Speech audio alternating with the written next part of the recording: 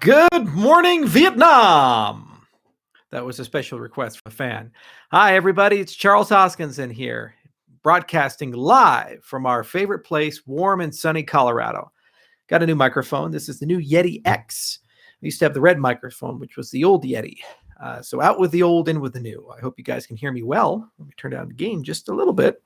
It's a pretty cool mic, actually. It's got little flashing lights and this stuff, although it's still not USB-C. What is up with that? So today is May the 17th. It is an interesting day. It's a Sunday. I try to do Sunday AMAs from time to time. Well, during quarantine, you guys have gotten a lot more Charles time. When I travel, you get a little bit less. And as we're building up to Shelley, things are kind of moving in a steady drumbeat at the moment.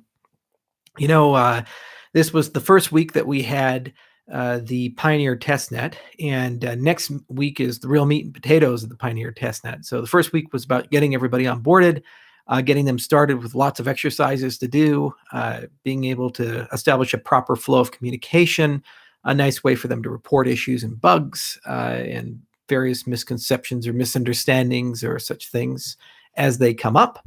And next week is about actually making the blocks. So hopefully we can actually see people successfully register a stake pool, get delegated to, and make a block, propagate that block throughout the entire network. And then after all of that has been established, it's just about opening it up to the rest of the general public. And then once we get it opened up to the rest of the general public, it'll be in very short order, basically wiring on the Shelley wallet and doing an end-to-end testnet with Daedalus and the rest of the things. And then it's balance check time.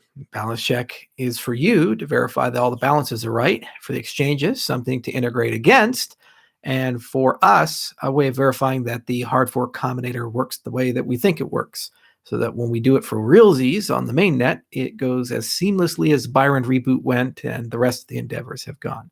So things are really moving in the right direction, and it's good to see things be predictable and on rails, and dates happen as we expect them to. So this month is really the Pioneer month, and next month is really the month of getting the Shelley main users online and getting people where they need to go. And it's going to be a lot of fun to do the product update at the end of this month, because we'll probably have a lot to say from the virtual summit to other such things. It's also really exciting to see that all the things that we'd worked on for months or years in pieces be pulled together so quickly and without a hitch. Normally when you build things in a polyolithic architecture, one piece after another piece, when you wire those pieces together, they don't fit right. Boeing learned this the hard way with the 787, and it caused a lot of delays for them. But so far, knock on wood, all that wiring from the VRF on down seems to be working pretty well, with a couple of sharp edges here and there that people have managed to resolve fairly quickly. And it's just been a joy working with the pioneers, and it's just been a joy working with the broader Cardano community to actually really get this thing pushed through and released on time. So Shelley is looking good, guys. It's looking really, really good, and I'm very happy about it. What's really fun at this point, and actually listening to the comments from trolls, people from other projects, they come in every 6 months and they have no idea what's going on, and they say we're just a wallet, or we haven't accomplished anything, or we're a testnet, or we've never released anything. And it's getting almost comical at this point, really comical. And it's great for us because it means that the market is mispricing ADA, and it means that the market doesn't quite understand our project yet. So everybody's just going to be caught on their ass, surprised, and really get hit hard as a consequence of the launch of Shelley. So there's going to be a little bit of crypto ecosystem whiplash, Shelley lash, as a consequence of the launch. I mean, it's just crazy. Like today, I saw an article from Cointelegraph, a supposed article covering all the latest and greatest proofs of stake, from F2's offering to Algorand to Cosmos, and of course Cardano's missing. We're always missing in these articles. It's censorship at the worst, or ignorance at the best. So either they're stupid or they're purposefully not doing their job. So when we launch, it's going to be really interesting to see how the market responds to that. And it's going to be very interesting to see how the media as a whole responds to that. one of the points of the virtual summit is to put an exclamation point at the launch of Shelley. It is as much your event as it is our event. Those who have waited so patiently for so long for the launch of Shelley finally get to prove to the space that we deserve a seat at the table, and we've done a really good job. And we get to show how good of a job we've done. We get to show the quality of the software. We get to show the capabilities, the vision, the roadmap, and what people can do already. So that's going to be a lot of fun. And of course, we're going to invite a lot of the media. And of course, we're going to do our marketing reset at that point alongside the launch of the new Cardano.org website. But it's nice to see a light at the end of the table. I'm very excited about it, very, very fired up about it, because I'm just damn tired about the current way things are going. We just don't get enough respect, and we just don't get enough accolades. We put in the work, we put in the time, the community put in the work and put in the time. There has never been in the history of cryptocurrency a testnet as successful as the incentivized testnet. Literally, you have about half of the Cardano ecosystem participating. There's, I think, 19,000 validating nodes. There's over 1,200 registered stake pools, hundreds actively making blocks for testnet software. Testnet software, okay, which was not the easiest software in the world to use. Let's be honest here. That Rust code was very alpha, and it was made for bleeding edge. And despite the warts, despite the fact that it took some time to mature and grow into something, the community showed up, worked hard, and they did their job. You don't see that in many cryptocurrencies. Certainly not in the top 15 or top 20 do we see that level of passion, excitement, enthusiasm. And it's just incredible to me that it's ignored wholesale by large chunks of the industry. So we could look at it as a problem, or we could look at it as an opportunity. I like to be a glass half full kind of guy. So let's say it's an opportunity, and it's a great opportunity for us as an ecosystem. And we will do what we need to do to grow, and we'll do what we need to do to get our fair share and get to where we need to go. The good news is that the engineering is getting done. Anybody who says otherwise is either ignorant or a liar. And you can see it right there. We're still number one for commits. I believe Crypto Miso has still not updated their website. Unbelievable to me. They're still pointing to a deprecated repository. They refuse to update it to point to the other 10 repos that we've been actively contributing to. If you go to Cardano updates, you can see I think we made over 2,400 commits this week alone, and yet somehow, some way, we didn't make any commits because Crypto Miso is pointing to something that has no maintenance. It's a deprecated code base. But that's just the way it is in this space. People feel like they're in a position to tell everybody else what a product or a project is all about. They claim that they're a trusted source of information. When it's blatantly clear that they've failed in that mandate and the community calls them out over Twitter, they still don't update, and they still have the audacity to judge other people. Then the people who don't like us point to that data source as canon, ignore everything else. So yeah, we'll overcome that. All right. Well, anyway, that is what it is, and I don't really care anymore because I know I'm going to win. It's inevitable. We have done what we've needed to do, and we're going to get to a point where this project is going to take off, and this project is really going to make a big impact. It already has. It's fundamentally changed the way that people do research in the space. It's fundamentally changed the conversation. Ethereum is taking formal methods very seriously. There's companies like Off-Chain Labs. There's a whole methods group at Consensus.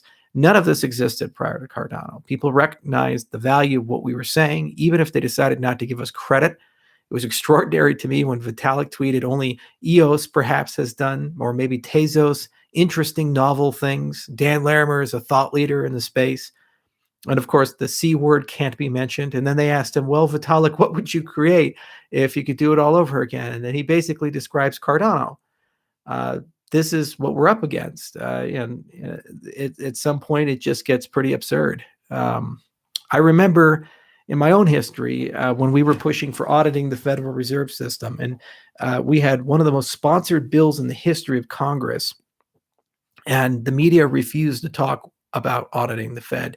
Or when they brought it up, they somehow said that an audit would disrupt or politicize the Federal Reserve. They literally took the talking points of the chairman.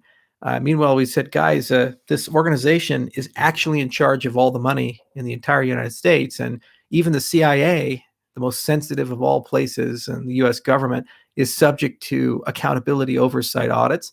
So why shouldn't the people who print our money be? Pretty simple concept, and the vast majority of Congress seems to be on with this. Can we please talk about it? Zero media coverage, none. Nobody wanted to talk about it. So it kind of feels like that to a certain extent in certain circles in the space. And you know what? We operate well in those circles. We're used to it. And we certainly can outlast and survive anybody. And it sure as hell hasn't hurt our ability to grow as a project or the power of the community as a whole. And I love all of you. You're just great. And I love that you show up for the AMAs. I love that you come with great questions. I love the conversations we have. It's very meaningful, and it's a family, and we're all working together to try to create a better world. So that's a lot of fun. All right, let's get to your questions, huh?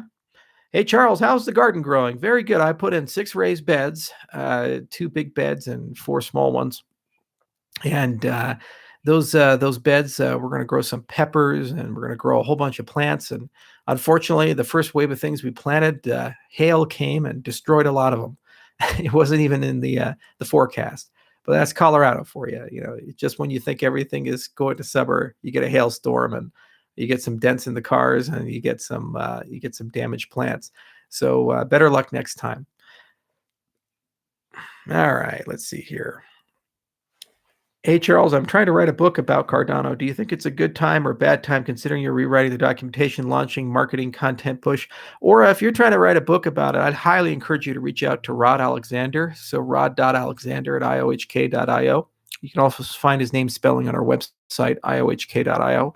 And we'd be happy to talk about it. And we can be sure to give you as much information as we can to make that as easy of a process.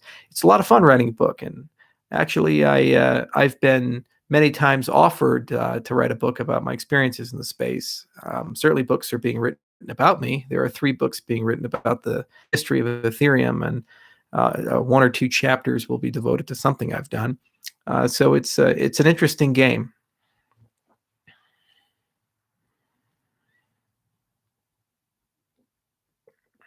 Hey, Charles, will I be able to stake when Shelley launches? Yes, you'll be able to stake when the hard fork begins. So what'll happen is that we're going to launch the client, and then we're going to wait about 4 weeks and do a hard fork. The reason why is that exchanges need time to rotate out, or else what'll happen is ADA will get delisted while they are getting their software updated. So we talked to all the exchanges that have listed ADA, and they said they need between 4 to 6 weeks. We're going to do the balance checks slightly before we do the mainnet client, and both of those will be basically the same sans bugs, but it would be good to give them 4 weeks. So as soon as that 4 weeks expires, after the mainnet client is cut, then the hard fork begins, which means we shift from the Shelley rule, the Byron rules, to the Shelley rules.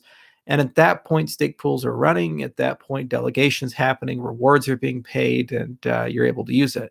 There's also other people like Ledger who need to update, Yoroi who need to update, and there's always latency there because when we finish and standardize, then they need to build against that. So you always have to wait a few weeks. So yes, as soon as the hard fork begins, you'll be able to do that.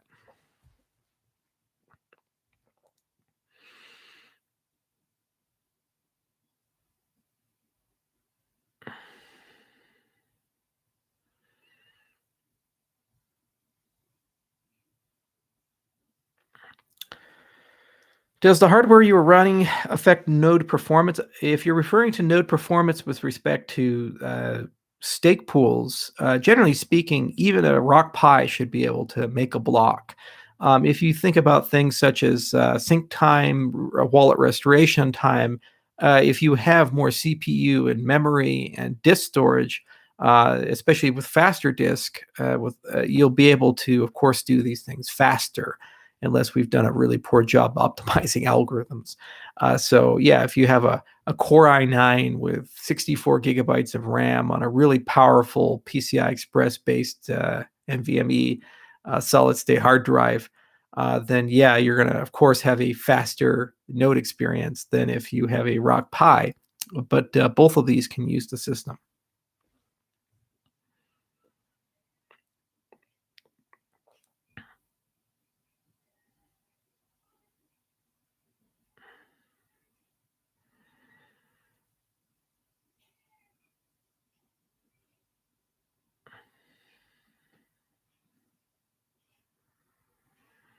Hi, Charles. Would you be able to give a simplified version of how proof of stake works?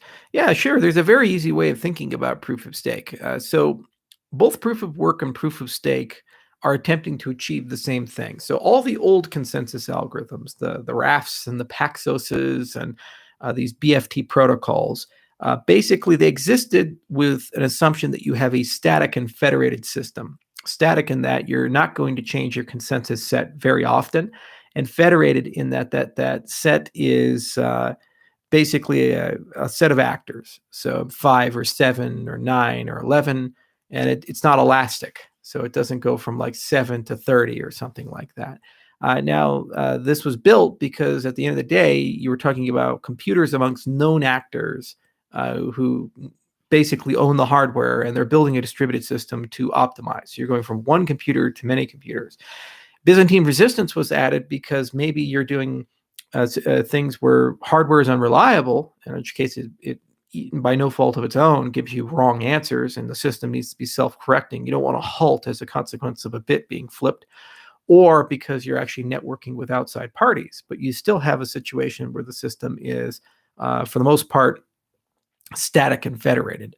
Now, we're moving to a dynamic and decentralized system. Dynamic in that lots of people can join, and you don't know how big that set's going to be.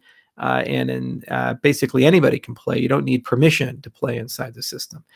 So this requires a new class of protocols, and the first of its kind was proof of work, and then proof of stake was invented thereafter. The big difference is that you need some sort of resource to determine participation. And so in the case of proof of work, your resource is hash rate. In the case of proof of stake, your resource is ADA. Now that resource, then you can make decisions about who gets to advance the system. So basically, you can think of it this way. You have your system in state A, so whatever today's state is, so the current set of all the values. And then you run it. And then a lot of people propose things. They say, okay, I want to send this amount to Bob, and I want to send this amount to Eve, and so forth. And those are called pending transactions. And they go ahead and sit in a memory pool, and they just wait for somebody to bunch all of them together, make a block, and then advance the network to the next state, the state B. Okay. Well, what proof of work and proof of stake is all about is it's a decision mechanism to decide who gets the right to bundle all of those things that are sitting in the memory pool together and advance the system from one state to the next state. Then that candidate is broadcasted throughout the network. And if they follow the rules, all the validating nodes, all the full nodes in the system can look at that and say, yeah, that looks good. I accept that block. So basically, there's a select who's going to do it, and then check the work of the person who does it.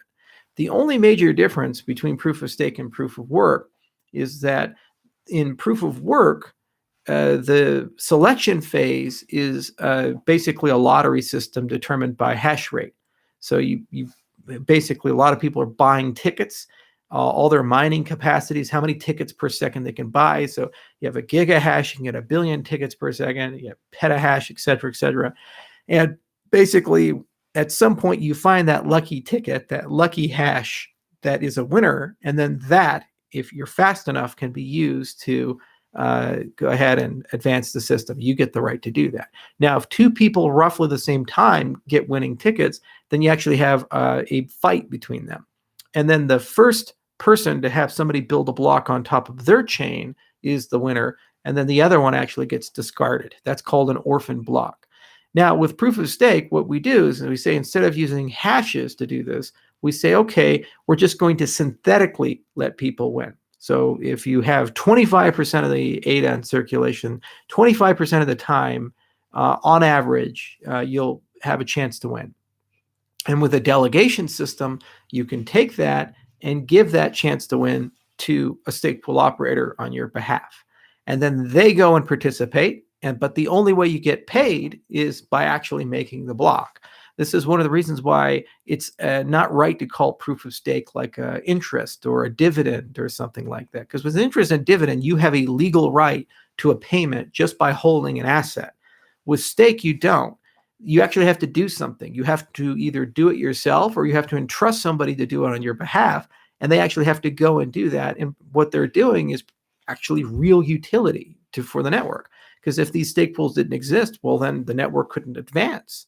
So the network as a whole is paying people to do something, and the only way they can do something is by participating in this synthetic lottery effectively, and actually then constructing the block and advancing it. So it's a pretty clever system because you achieve open participation and you achieve decentralization. But unlike Bitcoin, because you're not spending any electricity on that synthetic lottery, basically you have a constant amount of power that's being used, very, very small amount. In our case, about 10 kilowatts if we had 1,000 stake pools and they were all running Rock Pis. So what does that mean? Like for the power of a large home, you can run a global scale financial system. Whereas Bitcoin, the problem is that as the cost of energy goes up, the hash rate goes up, and the value of Bitcoin goes up, you're going to use more and more and more electricity to stay competitive for those same amount of coins. So as a consequence, there's no incentive to reduce power consumption in the system if the system becomes more valuable. It's quite the opposite. Anytime the value goes up, you will spend more and more electricity to acquire that value. So this is what's made Bitcoin go from the power of one laptop to the power of an entire country like Switzerland. And if Bitcoin continues to grow like to $1 trillion market cap, it will consume more electricity than Canada. It'll consume more electricity than Argentina, very large countries. So it does give you a sense of how problematic this will be environmentally speaking. And all of that is totally eliminated with proof of stake. As with all things, you talk about trade-offs, and the trade-offs are that you have an endogenous resource versus an external resource and an exogenous resource. So they have different trust models. An exogenous resource is a resource outside of the system. An endogenous resource is a resource within the system. Okay, so a resource outside of the system means that you are trusting a process that lives outside of your protocol to make the protocol secure. So you are relying on mining hardware existing, people using that mining hardware, and for a sufficient amount of it to be around that it would be quite expensive for the system to be hacked. In the case of an endogenous resource, you're saying that something within the system, a resource that exists within the system, is what gives the system security.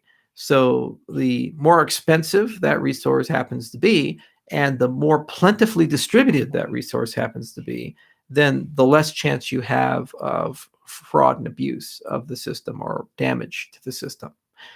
So you have a direct alignment with an endogenous resource to the financial incentives of the system and security and health of the system, whereas you do not have a direct alignment with an exogenous resource, because that mining capacity could be used for any proof of work coin that shares that same hash power. This is a big difference between the systems. Even if there was an ADA Classic, the ADA in ADA, regular everyday Cardano, cannot be used to secure ADA Classic. So whatever value of one system can't be reused to the other system. But if you had a Bitcoin and a Bitcoin Cash situation, because they both share the same consensus algorithm, a miner chooses to either mine chain A or chain B. Here's the problem with that. If chain A and chain B have roughly the same hash rate and the same value, the miners of one of these chains actually have an incentive to collude and destroy a chain and then move all hash power over to the other chain, because they can maximize profit. You can't dilute your resources. If you mine A and B at the same time, you can only split your resources 50-50. So you'll make roughly the same amount of money. But if you destroy one of the coins, you can use financial products like short selling and derivatives, these types of things, to make windfall money as it's in free fall, because it becomes unusable and it's broken. And then when it's destroyed, you just move all your hash power over to the other system, and you'd make the same amount of money if you mined A all the time, but you get to keep all the value of destroying A. That's the problem with proof of work, is it's a winner takes all type of system, and it's very mercenary. And so if you're defending your city with mercenaries, you have to be very careful, because those mercenaries may have an incentive to turn on your city and sack it if someone pays them more, or if they realize that they can get away with that. Whereas an endogenous resource is like defending your city with your own people. You know, if they turn on the city, they're killing their kids, they're killing their family. So that's really the big difference philosophically between these two things.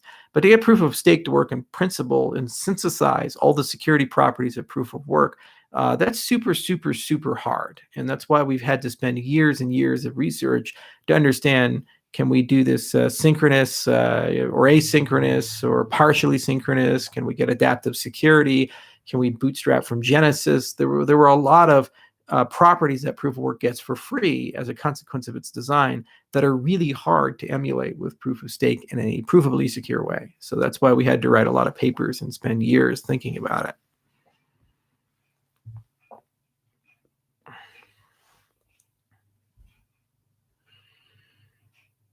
Hi, Charles. What is your current relationship with Vitalik? And in your opinion, what is the reason for him not to ever mention Cardano? I don't really have a relationship with Vitalik. We never talk. We barely interact with each other, maybe once every year or 2 years at some event. Hey, that's about it. And he certainly doesn't talk about our project except for to criticize our papers, usually in a public medium like Reddit or Twitter, but never in a scientific medium where we can certainly have a discussion. We wish him well, and the space is certainly large enough for both of us. And I hope that he has a good time with ETC. Excuse me, Ethereum too.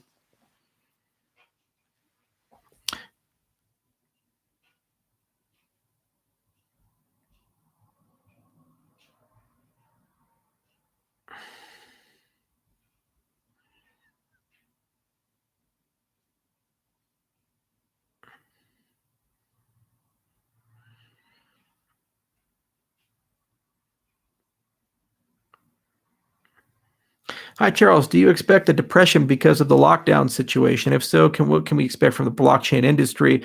Are they already offer a viable alternative to the failing fiat system? I do anticipate that there's a very high probability of depression as a direct consequence of these lockdowns.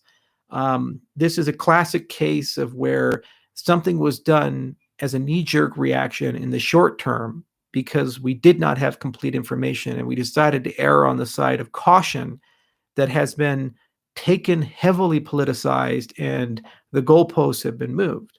In my own country, the whole reason for the shutdown was so that the medical system could catch up. We could get our PPE supply chains in order. We'd have a little bit of time to try to get better therapeutics, and that we could orient ourselves properly so that when we reopened, we could properly social distance and wear masks and these types of things. Those were the goalposts. That's where we started, and it was a reasonable, 1 or 2 month endeavor, understanding that it had profound economic consequences. Literally, it would wipe out hundreds of thousands of small businesses and probably double or triple the unemployment rate for at least a year. But it was a risk we took because we didn't know enough. Now, moving forward, the goalposts have been changed in the case of Los Angeles to we may not open up until we have a cure.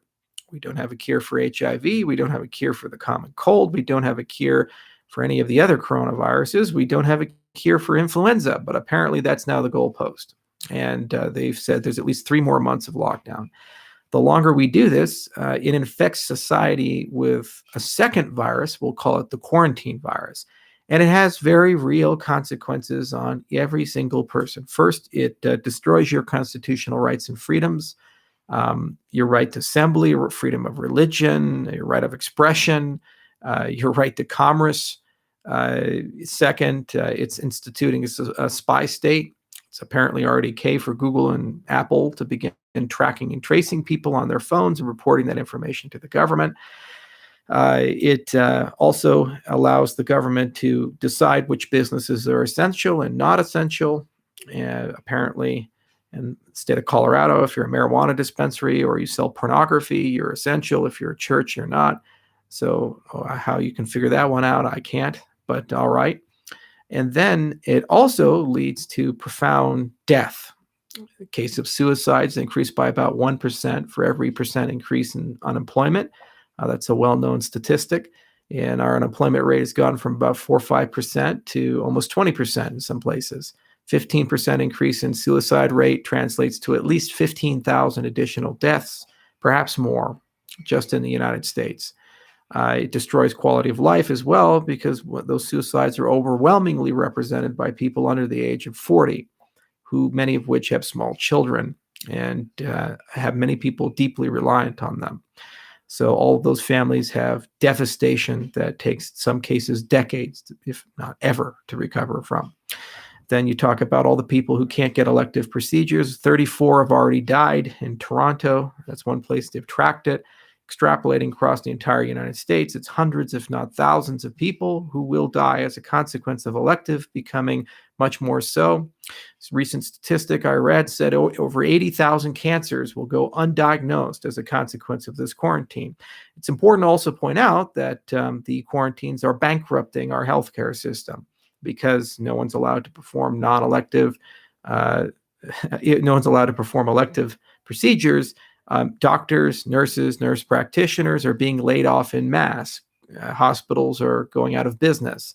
At the time of a global pandemic, where you would expect people to be working overtime, the healthcare system's being crushed. In addition to that, many people in the United Nations and World Food Program and other places that track famine believe that because of the economic devastation of the quarantine virus shutting down the world, 265 million people will be pushed into acute hunger, of which 1% to 2% will at least die of hunger, starve to death.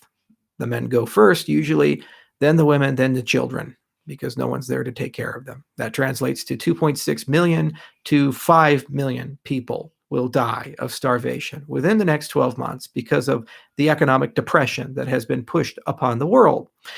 To show the colossal mismanagement of government agencies in the United States, we are destroying food. We are allowing millions of sheep, chickens, pigs, and other things to just basically be butchered and no meat processed, so they just rot. Silos full of agricultural goods are rotting as well. So the markets aren't functioning normally because of this.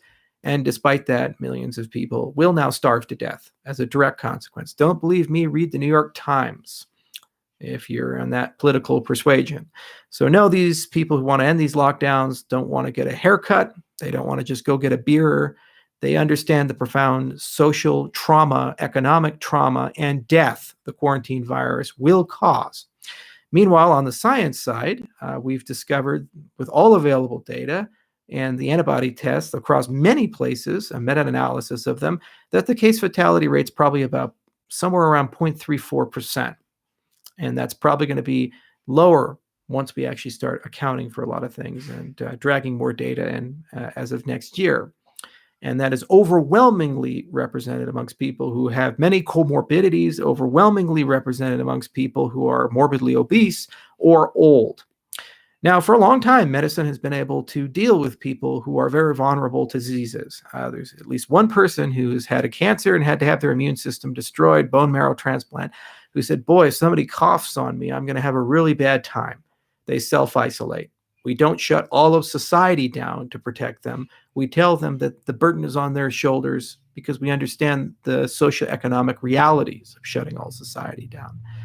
Despite that, apparently people who claim that they follow science are saying that we're going to have quarantines and shutdowns where you're allowed to go on wet sand, but not dry sand. You can't go outside. You have to stay inside. 2/3 of people in New York who have caught coronavirus caught it during the quarantine indoors. You don't really see, you're not really going to catch this in a park with sunlight far away from people, but you can go ahead and kick Tom Brady out of a park. He's not allowed to exercise by himself alone in a park. It's insanity. It's absolute insanity. And the quarantine virus will kill far, far, far, far more people than any coronavirus ever will. Furthermore, we will never get rid of coronavirus now, ever. It is mutated. It is in the wild. Too many people have gotten it.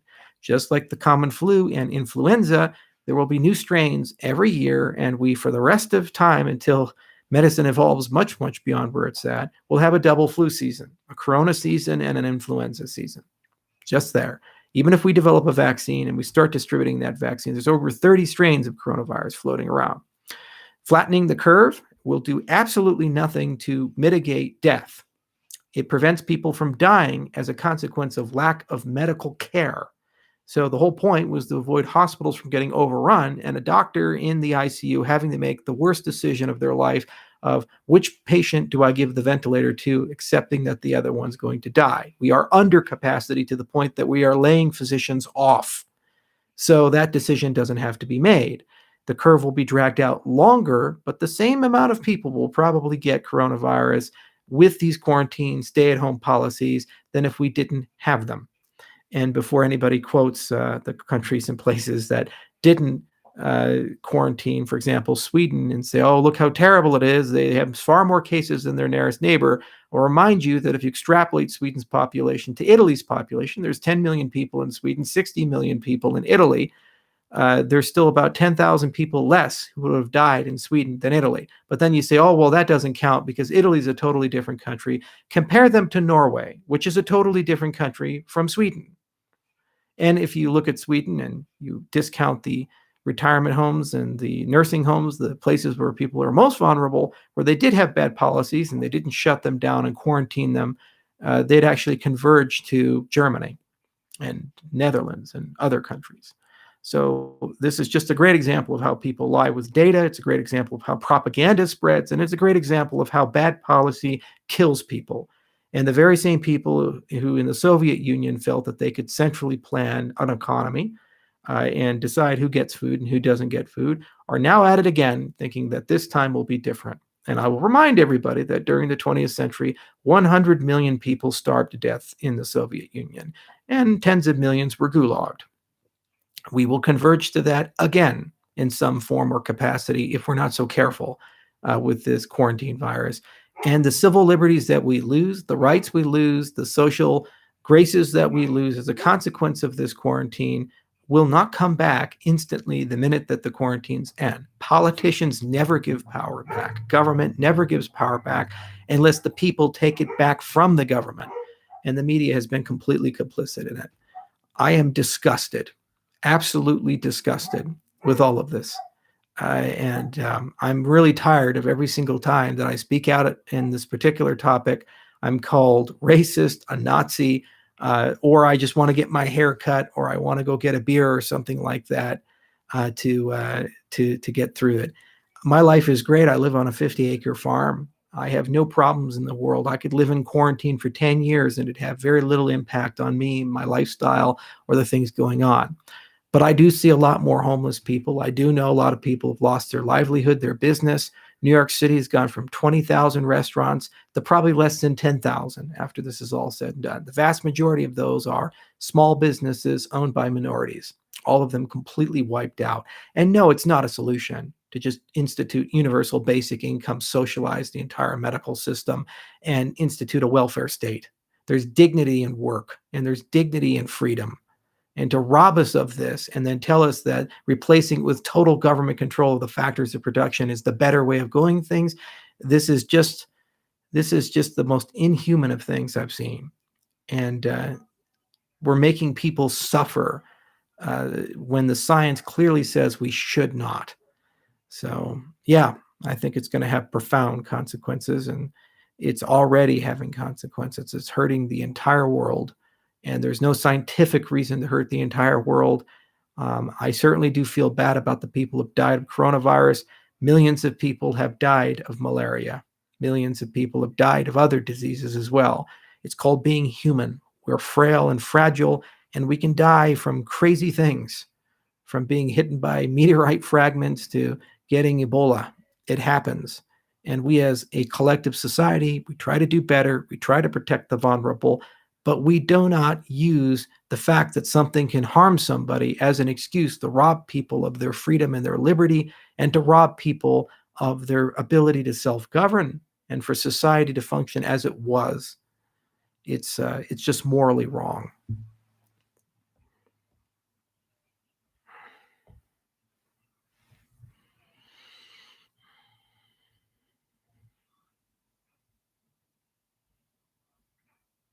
Yeah, what's the solution then? Pretty simple. You just open up. You do what Sweden did. Use common sense. You socially distance. You wear masks. It reduces the infection rate. People are more careful. You accept that you're going to have a pretty constant stream of people getting it. There's some seasonality in this, as we've seen from India and Africa data. And you work on better therapeutics. Remdesivir is a great platform where you see that treating with zinc and vitamin D certainly helps. And we will have a vaccine for some strains of this, and we give that vaccine to the most vulnerable people. And then we move on with our lives, just like we moved on with our lives with influenza. Every year, influenza kills 500,000 people, if not more. And society works just fine. So yes, we have to accept we have another one here, and it may kill 1 million people every single year. It is a tragedy, and good research and good science and slight improvements here and there can make those numbers go down, but you get back to work. Destroying the world economy, all that's going to do is kill 10 times or 100 times as many people, but those people live in India, and those people live in Africa, and those people live in Southeast Asia. And apparently, the media thinks it's okay to let them die because apparently they don't matter. Their skin color is not the right color, or they were just lost a geographic lottery, according to them. So let's ignore them. And meanwhile, they die in the most horrific ways possible, violent deaths or deaths from hunger. That is not a good alternative, and it is fundamentally immoral, and we know it's coming. People are shouting it at the rooftops that when you destroy the world economy, this happens. It happened at the back of the world wars. It happened during the Great Depression. It's happened during every world crisis that has pushed global unemployment up. And this is no different, and it's being man-made. We're just doing it of our own volition, crying science, science, science, when the science is faulty.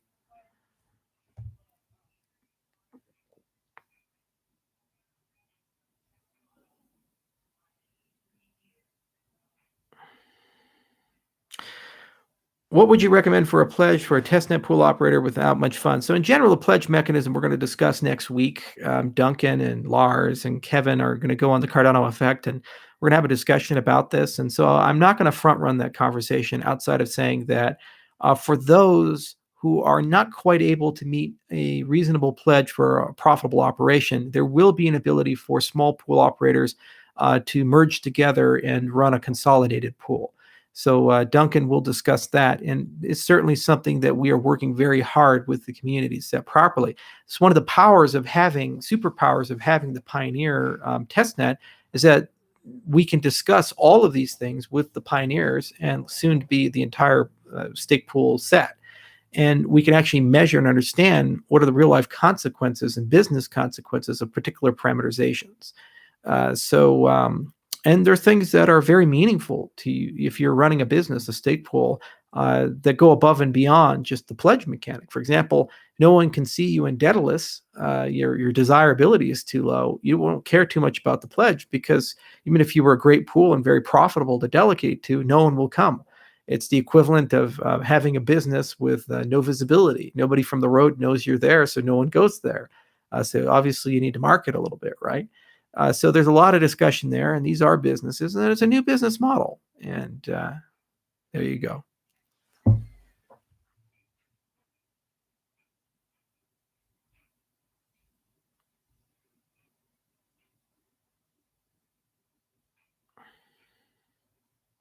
How close are you to meeting the roadmap deadlines? I think this year we're going to complete what we sought out to do for Cardano. I'm very confident of that. If you look at Shelley Gogan and Voltaire, all of them are shaping up in a way that we can make meaningful and significant contributions to those areas. And as for Basho, of the things that were necessary to do, they've been done. We had to pick a scalability approach, and we know how to do that. When we know how to introduce that with competition and leveraging the stake pool model that we have. So from a certain respect, there's a very high probability we'll be able to get through that entire roadmap. That said, it's moving target. There's always a million more things you could do. And that was the point of the treasury system, to create a funding mechanism to allow us to do the next thing. So if we're able to bootstrap the next 5 years off of the prior 5 years and be able to compete at a much higher level and go give Bitcoin and the rest of the gang a run for its money, then I feel that it's mission accomplished. So yeah, it's certainly a great thing. We will do a closing report. I'm treating this almost like a DARPA project, and so we're going to discuss exhaustively all the accomplishments, the things we've done, the research that was done, the code that was written, the lessons learned, and so forth. And that'll be a very comprehensive piece of work that we'll give to the community, clearly articulating what was built. Pound for pound, dollar for dollar, more code, more value has been delivered for Cardano than frankly any other project in the space. It's unbelievably vast, the scale at which things have been done. It wasn't a very profitable project for me to work on. We went well over budget, and that came out of my pocket. But those things happen.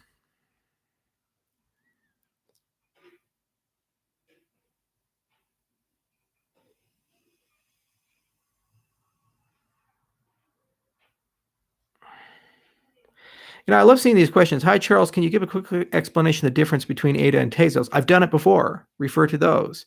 Everybody wants fast, quick answers, and I answer it over and over and over again, and people just keep asking the same questions. We're very different systems. At the surface level, there seem to be similarities, but actually, when you go into it, there are big differences. There's fundamental differences in the way the consensus algorithms work. Ouroboros is a very different protocol than theirs. The accounting model is different. They use an Ethereum-style account model accounts, and we use extended UTXO. So it looks a lot more like Bitcoin's accounting mechanism. Smart contract languages are very distinctly different. Our approaches to governance are very distinctly different. We're embracing an off-chain blockchain and with some on-chain components, whereas theirs are completely built into the system, which creates a bit more of a monolith and makes it harder to upgrade. So there's a lot of philosophical, technological, and engineering differences between the two projects, despite the fact that they're both using functional programming languages and that we're trying to achieve somewhat similar goals in certain things.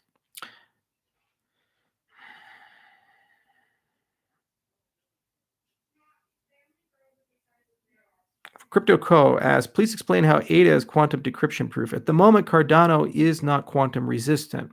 So quantum computers are a different mode of computation. They use a kind of different physics and different science. And what they allow you to do is find shortcuts to reduce problems that are super hard in classical computers to problems that are solvable. So it's like an NP reduction. You take this thing like crypto, for example. So how public key crypto works is that you have a really hard math problem that allows you to basically construct a public piece of information that everybody can see, and then you keep a private piece of information, which is a trapdoor. And to discover that trapdoor and that really hard thing, the only way you could do so is either know it already, so you created it yourself, so it's your secret key, or solve a very hard problem that is known to be very hard or suspected to be very hard. Well, it turns out that quantum computers are really good at finding shortcuts through the magics of special algorithms like Shor's algorithm and so forth. And they allow you to discover that piece of information without having to tackle that very hard problem in the traditional way. So this is really scary because how we've constructed crypto kind of relies on those foundations. And when you remove these very hard problems and you make them solvable, then all of a sudden with a quantum computer, you could start breaking encryption. So the good news is there's a whole class of algorithms that are quantum resistant, like hash-based crypto and lattice-based crypto and learning with error, super singular isogenies, and so forth. And there's tons of mathematical primitives that are believed to be quantum resistant, or they just kind of make back of the napkin sense for that. Now, we could introduce those primitives into Cardano at any time. And we've even built a bespoke one using XMSS with a KES with Peter Schwabe. Now, the problem is that those algorithms carry trade-offs. Generally speaking, they're not optimized. They're significantly more resource intensive, so the keys are much larger. It's harder to verify them, and they rely on primitives that are not as well understood. And as a consequence, they could potentially not be secure. There could be vectors of attack.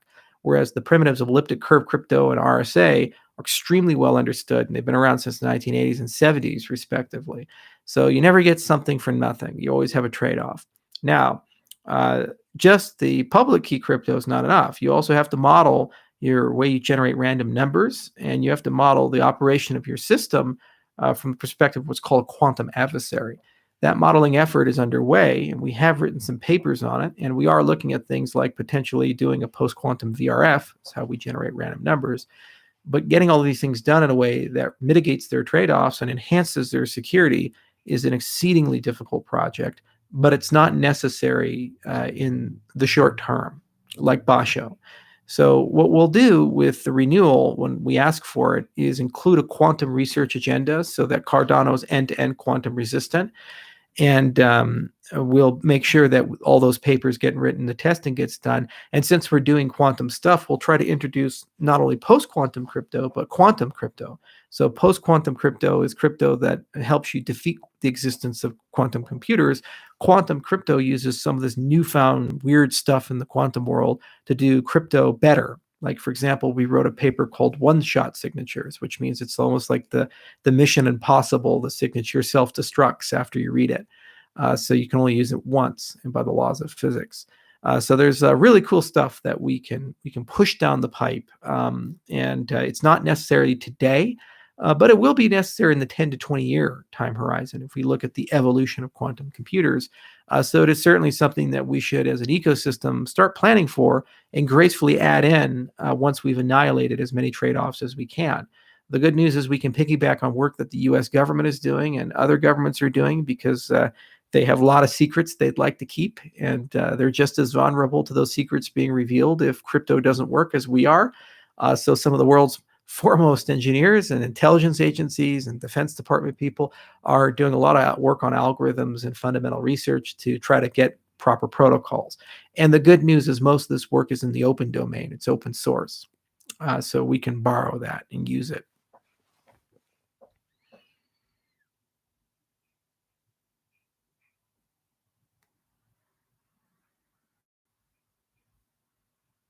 Will IOHK submit smart contracts for patent? No, we never pursue patents at IOHK.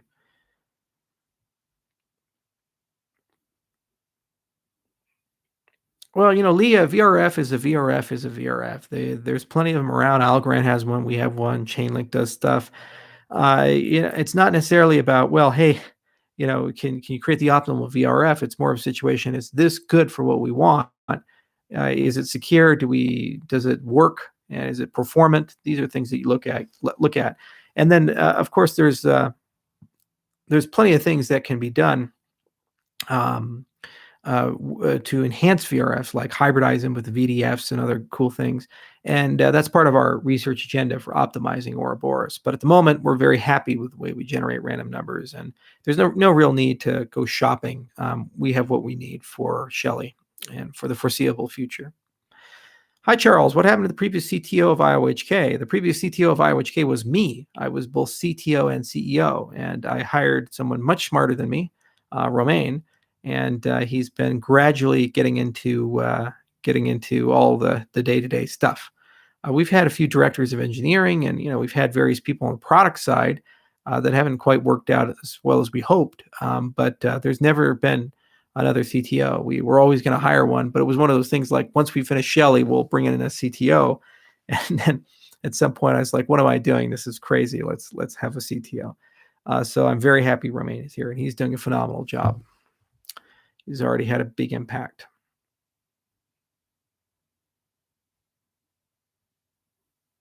You should go to Shark Tank to give Cardano some market visibility. What exactly would I be selling at Shark Tank? And I'm richer than most of them.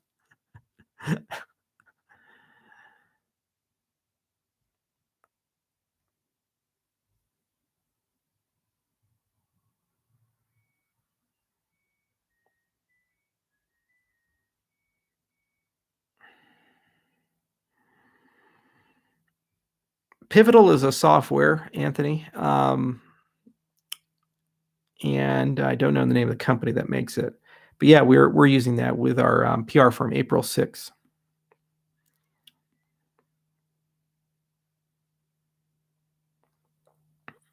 Will Prism be open source? Yes. Will existing SSI software be interoperable with Prism on Cardano? I'd like to hope that DIDs are. I'd like to hope that DIDs are portable. Unfortunately, the DID standard is a little screwy. So, a careful reading of the DID standard, the cryptographic assets of the DID are in the DID document, not in the DID itself. So, ideally, how would you like to embed these on a blockchain? Is that you'd like to have a DID associated with the public key and then signed with the corresponding private key, along with the hash of the DID body, the DID document. Of course, you remove the public key. You'd separate the crypto into a header and a body, this type of a thing. So you'd like to be able to have that as a logical unit that you would embed in the blockchain. But that's not the standard for DID. And it's not good to put the DID document on the chain because the DID document will contain PII. So there's going to have to be some sort of management of modifying the DID standard a bit to make it blockchain friendly. Also, there's nothing in the DID standard about aliasing. And so DIDs aren't particularly useful if they're just numbers. You'd like to be able to connect them to a name at some point. So we're right now working on a way of modifying that a little bit so that it's more palatable and useful for smart contracts and for people in practice, and that we can also add an aliasing system on. So you could say things like send Ada to Bob or something like that. It's a fundamental component, but yeah, we'll do that. That said, most of the DID standard seems to be preservable, and once people understand our interpretation of it, it should be pretty trivial to reassemble it once the data is there into something that can be ported to Hyperledger Indy or Sovereign. But it's a bear of a problem. And, I commend Manu Sporny and Chris Allen and the rest of the people at the W3C for trying to create something. It's one of those things where they set reasonable goalposts, but because they were reasonable, there's always a lot of stuff missing, and it doesn't natively port so well to blockchain. You have to work at it.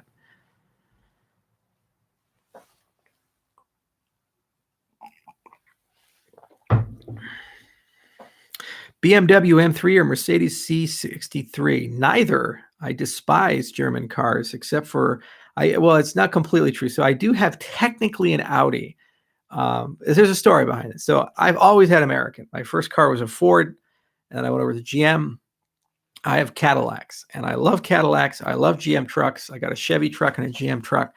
And I did some consulting work, and they said, hey, we could also sweeten the deal a little bit. And I said, okay, how? And they said, we'll throw a Lamborghini in. I said, well, yeah, I kind of always like Lamborghinis. Fine, I'll take it. So I took a Lamborghini Huracan, an LP 610 2017 Spider. It's a car. I put 10,000 miles on it. So the Huracan is actually basically like Italian version of the Audi R8. And I do drive that. And it's a great car. The oil changes are $2,000, and you would not believe how expensive it is to fix a tire. And of course, they're filled with nitrogen and shit, so you can't just go to any shop. But it is a lot of fun to drive. I really do enjoy it. And I have to commend Lamborghini for building something that can be a daily driver.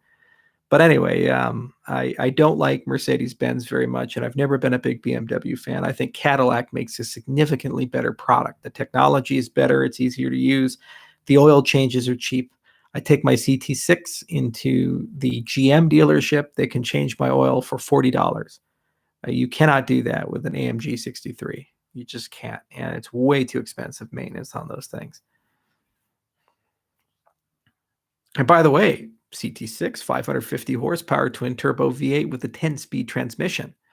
It drives itself too. And it's got a 34 speaker Bose sound system. How about that?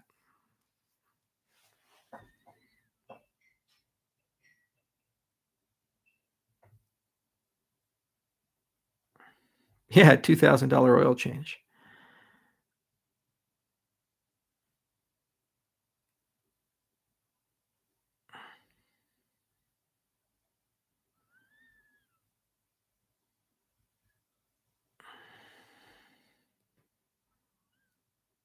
Charles, the ledger cold staking, will it be integrated in the launch of Shelley? Yeah, we're going to get all the firmware update there. So that'll be cold staking and hopefully multi-sig with the ledger as well. We're working with Vacuum Labs for that. I'm going to start getting a bit more involved on the product side there come June. And actually, the other thing we're really looking into is how do we read the FIDO U2FA standard so that we can get a much better and more secure user experience for Daedalus.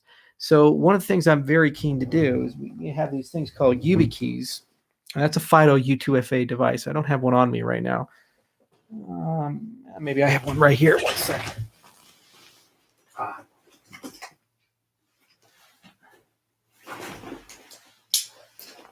I have it in a safe, so I'll have to grab it later. But all right, we have these things called YubiKeys, and if you go to if you just Google YubiKey, YubiKey, YubiKeys are little devices, and they have tons of crypto capabilities. They're like the Swiss Army knife of crypto, and they're really good for three things. One, they're good for access control. So basically, when you want to get into a threshold, enter a website, you can use a password, but a lot of cases, two-factor authentication, you would use a YubiKey as well. Like for Google, you can do this, and many other websites like LastPass, you can do this.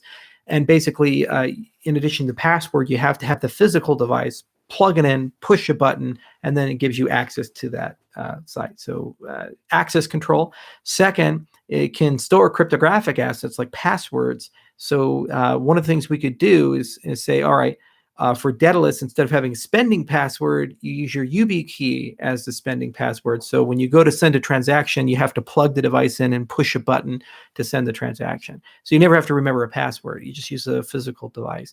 And then three, we're looking into the U2FA FIDO stuff for account recovery. So it'd be really nice if you had the wallet recovery phrase on the YubiKey or some device like that. You plug it into the computer, and you recover from that with a PIN code, a 7-digit or 6-digit PIN code or something like that, as opposed to trying to remember 12 keywords. And what's nice about this is that there's all kinds of stuff you can do with PIN codes where you can securely erase if they enter it like wrong 20 times, or make it really hard to enter it more than a few times incorrectly. And being able to recover from YubiKey, you have a great wallet recovery experience. From a cold boot, you can just plug the key in, click a button, enter the PIN code, and then boom, the wallet is restored.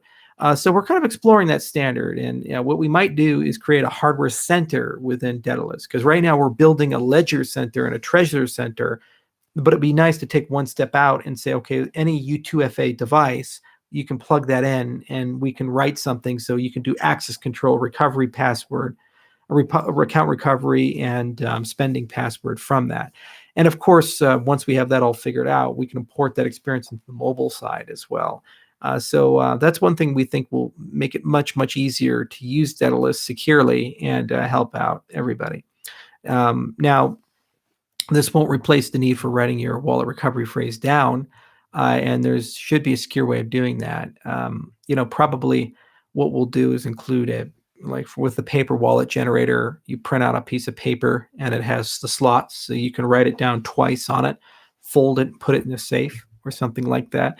Another option is if you have a PGP key that's stored securely, take those keywords and encrypt them and send them in an email to yourself. So if your email gets compromised, you have an encrypted backup. No one's going to break that if as long as your PGP key is secure. As long as you have access to that, the email will store that. I've been known to do that from time to time. So there's a lot of ways to securely store a recovery phrase, and Charles Morgan will do some content on that. We've been trying to kick him into this, but we've been so busy with the audits.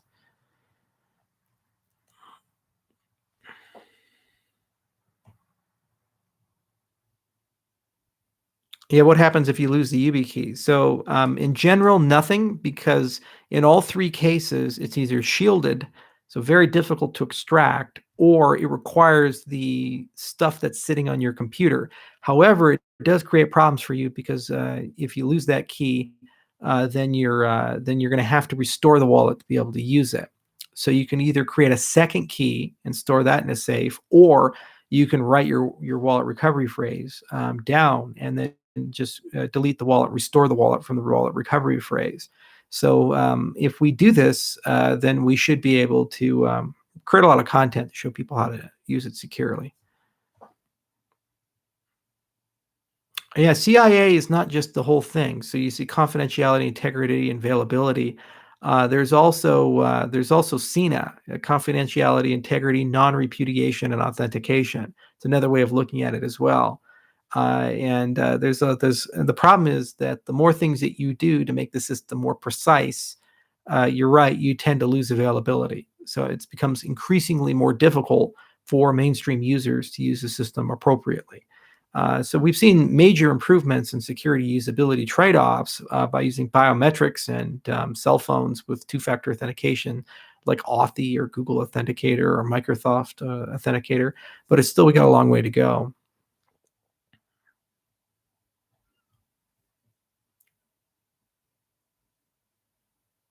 Yeah, what about using a Ledger Nano X to open Daedalus? Well, I've been looking into whether Ledger Nano X is a FIDO compliant device. So if it is, then we conceivably could use the same approach that we would use with the YubiKey for access control. And I suspect that there's something that could be done there.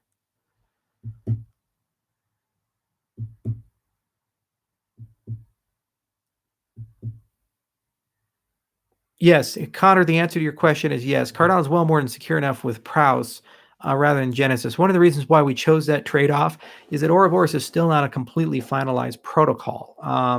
It took an enormous amount of time to kind of come up with a reasonable variant of Cardano that we felt could be brought to a mainstream product, and that's Prouse.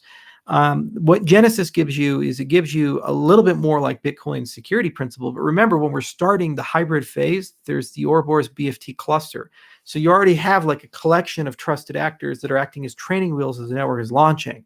What Prouse Genesis, the big difference is you don't need a checkpoint to completely bootstrap from Genesis trustlessly. You just need the original distribution.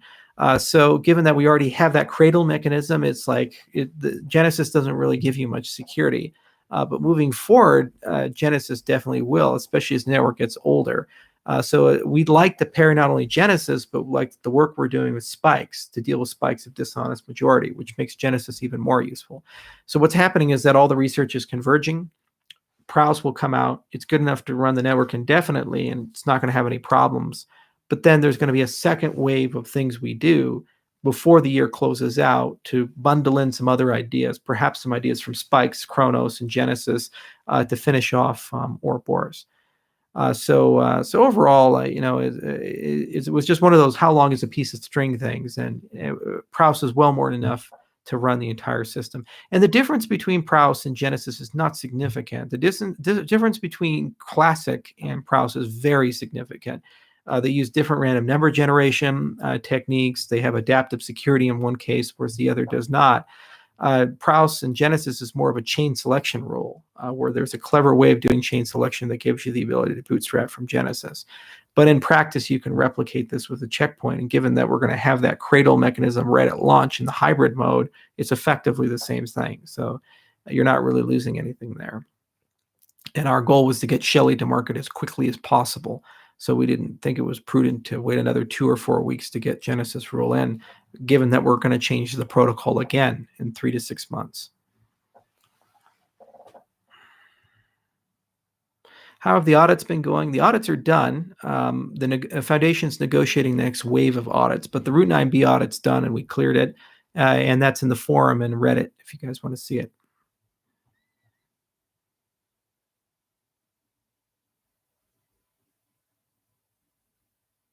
Planning for the virtual summit, Mike, is going quite well. We're having a great time with that. We're going to make a lot of announcements at the end of the month about the date and these things. We have the software selected and we have 5 or 6 work streams, special guests invited, and everybody's writing their presentations and content. It's coming along pretty well.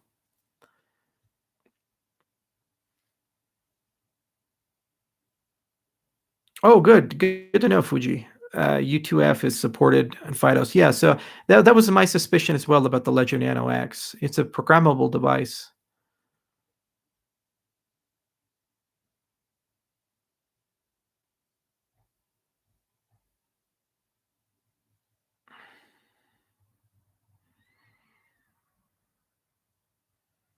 Charles, what are your thoughts on Caitlin Long launching her crypto bank?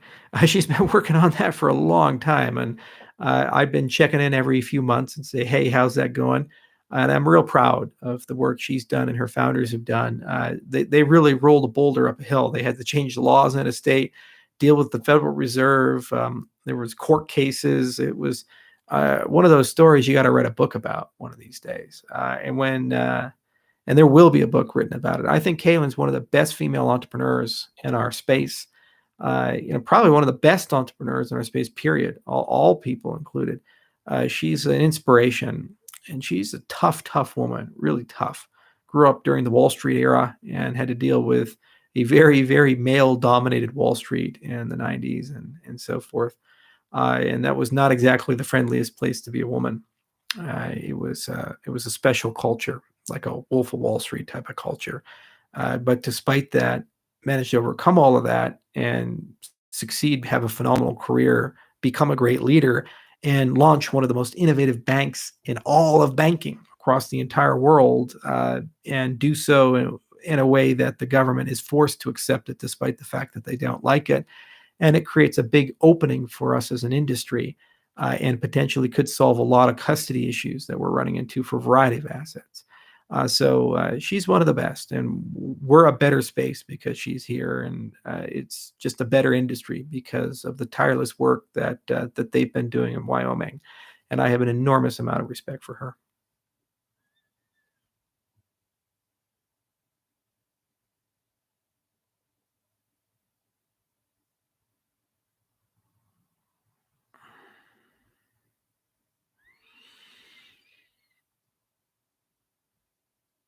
I will confirm that it's not Jack Dorsey or Steve Wozniak at the virtual summit. In fact, I think the person who's coming is far more meaningful, and his work has been far more impactful on us all than either of them. And that's not to say that Jack and Steve didn't do impactful things. I mean, Twitter and Apple are pretty good companies, but this particular person did more, and this work has been much more meaningful. But won't tell you who it is.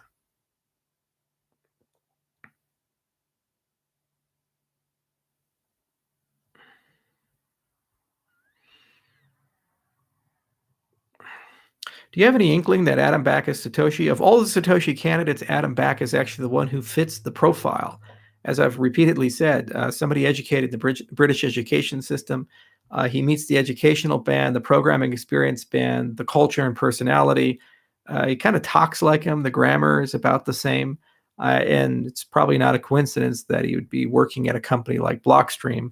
I would be not shocked if Adam Back was Satoshi Nakamoto. I would not be shocked at all. In fact, I'd say he was a very likely candidate for that to be the case. But again, it's not particularly important who's Satoshi, and Adam himself has repeatedly said that. What is IOG's relationship with IBM? We have a great relationship. We collaborate with IBM Research on the Horizons 2020 privilege grant that we got for software update. And we all the time talk to their group. And we are joining the Hyperledger group, and we'll pull some of our product lines into Hyperledger. So we talk to them through that organization as well.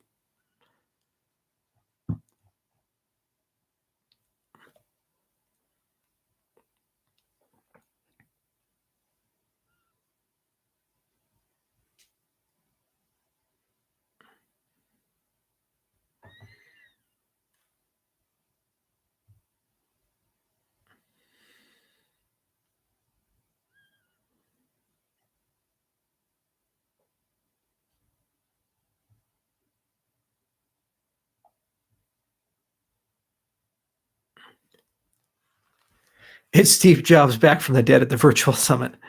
I never got to meet Steve Jobs. I've met everybody, Elon Musk on down, and I never got to meet Steve. And I always was sad about that. Some people, they just go before their time.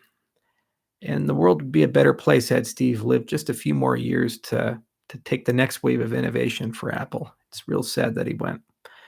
That said, things move on, and you just have to find ways to get things where they need to go without them.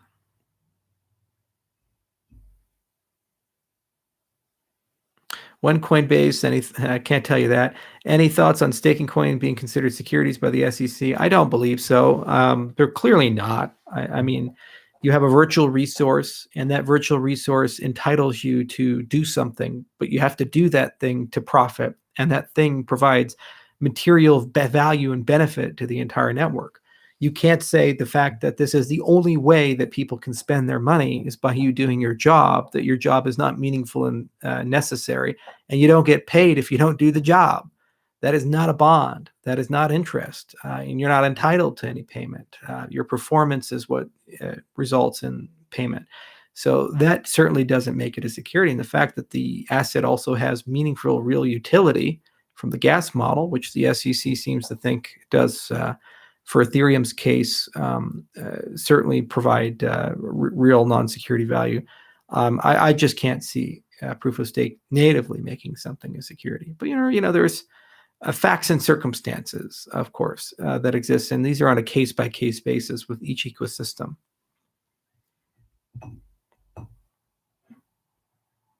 Charles, any update on the Cardano Wikipedia? I know some people in the community have been working on it, and they've been trying their best. The editors have still been exceedingly difficult. I mean, they're saying things like Bloomberg is not a legitimate source, and Forbes is not a legitimate source. I mean, it's damn near comical at this point. The things that have Wikipedia, just to give you an example, okay, just an example. I bought Legends of Valor. It's a video game. I bought it for a modest sum of money. It has a Wikipedia page, okay? A video game from 1992 that I'm willing to wager at any given time less than 5 people in the world are playing, and probably less than 100,000 people even know about, okay, has a Wikipedia page. But Cardano, a project that's worth $1.3 billion, hundreds of thousands of people are using, know about, are engaged in millions of dollars of transactions every day, 60 plus research papers behind, huge company behind that operates in more than 40 countries. That is not novel enough to have a page. Now, Legends of Valor has a page. The guy who owns Legends of Valor is not novel enough to have a page. They're fighting to take it down.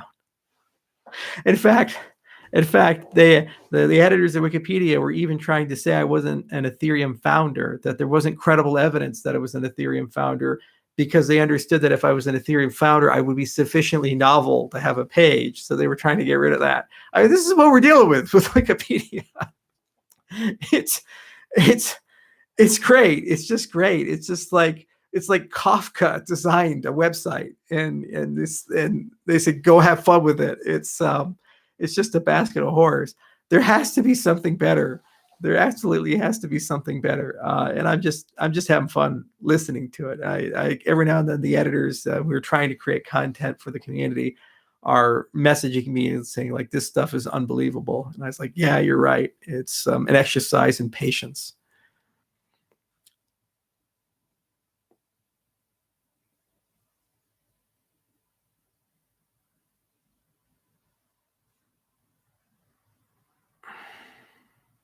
Why isn't Cardano IOHK part of the W3C consortium yet?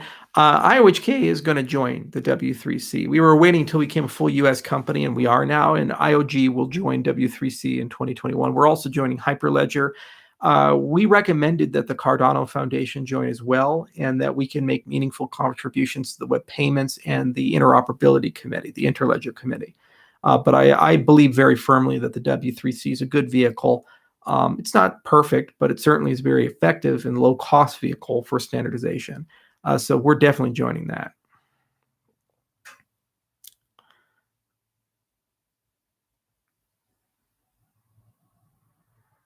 Hey, Charles, are you a Formula One fan? Not so much. I really admire the engineering and the people who do that stuff. And I've taken the Lamborghini out on tracks. I got it up to 184 miles an hour, and it was a lot of fun. Probably too fast, but I haven't really gotten to car racing unless I'm doing it myself. I have a friend who has a McLaren, and we go at it. I think that's like 300 kilometers an hour for those of you in metric land.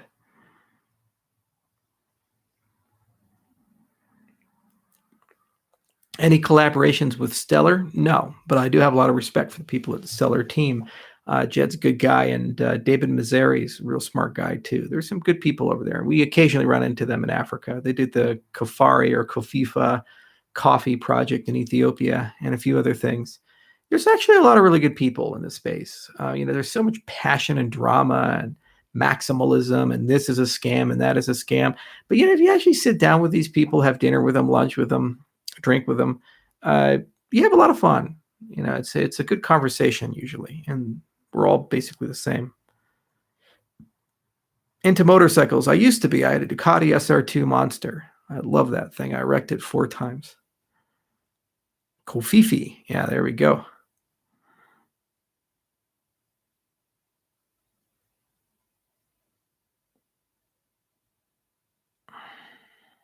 Is Cardano Hydra going to have routing problems like the Lightning Network? There's a lot of great research on routing, and this is one of the reasons why it takes a little bit of time to roll these things out. There is a natural routing candidate set that has bonding behind it, and it's explicitly known by the network because of the delegators and stake pools and so forth. And so it's actually a lot easier to solve the routing problem, in particular with Hydra, than it would be in vanilla Lightning on top of Bitcoin. The Bitcoin kind of works against you, whereas Cardano and Ouroboros kind of works with you in that respect. So it's actually quite easy to work with that. Charles, is Michael Peyton Jones still working with you? Yes. Plutus is going along pretty fine. We'll have a big update on Plutus at the summit, virtual summit.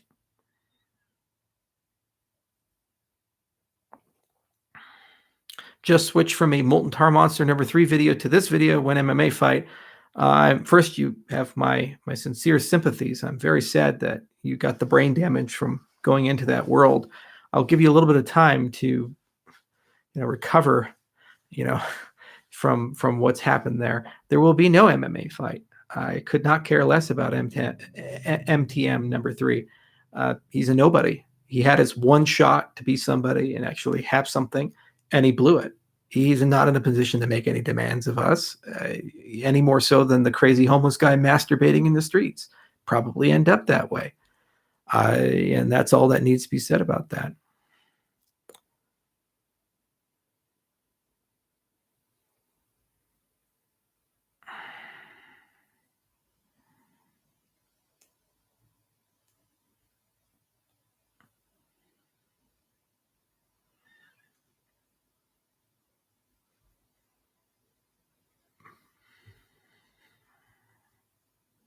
Are you the real Justin's son? Justin's son. I actually like him. I don't take a position on Tron or not, outside of the fact that when they forked Ethereum's code, they should have used Mantis. It was boneheaded to go with the Java client, but neither here nor there. But Justin's been nothing but nice and pleasant to me every time I've met him, and he's never said anything negative about us. And his community, for the most part, is very positive and pleasant when they talk about us. They don't come into our forums, shitpost us, and say we're horrible human beings or scammers. They just kind of do their own thing. So Tron is a project like any other, and it's following a very Chinese model of innovation, of accuvation. Go acquire things until you have innovation. If it works, it works. If it doesn't work, okay. I mean, people buying in that ecosystem live within that ecosystem, and Justin wakes up every day talking his book and pushing his thing. And he does attempt from time to time to collaborate. And if the space was like that, it would be a lot more pleasant. What I dislike in this space is that people seem to think that if they disagree, they have to be disagreeable. That's a huge problem, huge problem. It's so counterproductive. Guys, it's okay to think that my ideas are bad, our protocols aren't going to work, and that Cardano is not going to be a successful product. That's fine. Okay, vote with your wallet, vote with your feet, vote with your internet time, go somewhere else. But what's not okay is to say that because of these things, everybody who's connected to Cardano is a dishonest, evil person, and we're all horrible human beings, and we're out to steal money from grandma. Just because you don't think something's going to work doesn't necessarily mean that the people on the other side of it are bad, evil people. I remember working on the Ron Paul campaign. We had very strong, obvious disagreements with the Democrats because we were on the Republican side, right? And I remember being in Iowa and the people working on the Obama campaign and the Clinton campaign who were doing the Grassley, going to all 99 counties, they were just as tired, just as worn down as the people who were on the Republican side. Now, obviously, very strong political differences here, and we thought that they were going to take America down the road to hell. But at the end of the day, we were both in the same position, tired and worn down and like operating on nothing in the gas tank because we were fighting for our respective beliefs. And a lot of the cases you could go have coffee with them and because you had common experiences and you're in common industry. That's the way the world should work. Disagree without being disagreeable. The people who don't believe in the things you believe in have different values than you. That doesn't mean they're evil, and it doesn't mean they're here to screw you. You judge people objectively. If you think something's a scam, then that's a very high bar. Okay, just because a business fails or an idea doesn't work doesn't make it a scam. It's only a scam if there's intent and it's clear that people in the project know that it's not going to work. And if you see people saying things that they know are lies and you can prove that, yeah, okay, that's a scam then. But this is why I spoke out against BitConnect and OneCoin and these things, because it was obvious. You could look at the economics, the structure, how they were selling it, how they were presenting it, and how they would respond to criticism. But at the same time, I have huge grievances with EOS and Ethereum and Bitcoin. And I've called them out when I say they're saying things I don't think are honest. But I'd never once say that Dan Larimer is a criminal. He's not. We have strong disagreements about the way we think things ought to be.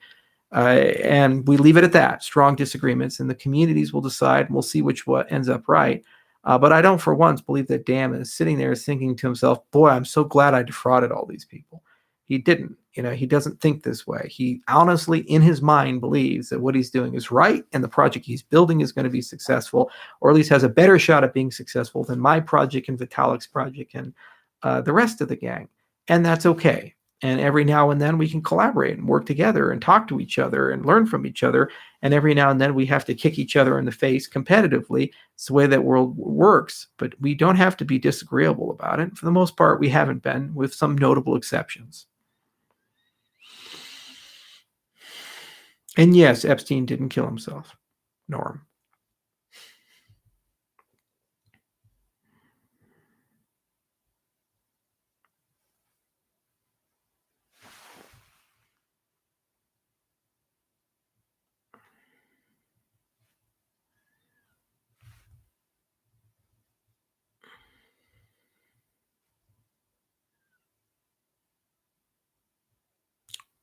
What is the biggest competitor to Cardano in 2030? Ethereum or Algorand? I believe neither. If we're still around in 2030, which I believe we will be, then it'll be the digital dollar from the U.S. Federal Reserve. And we're going to win that one.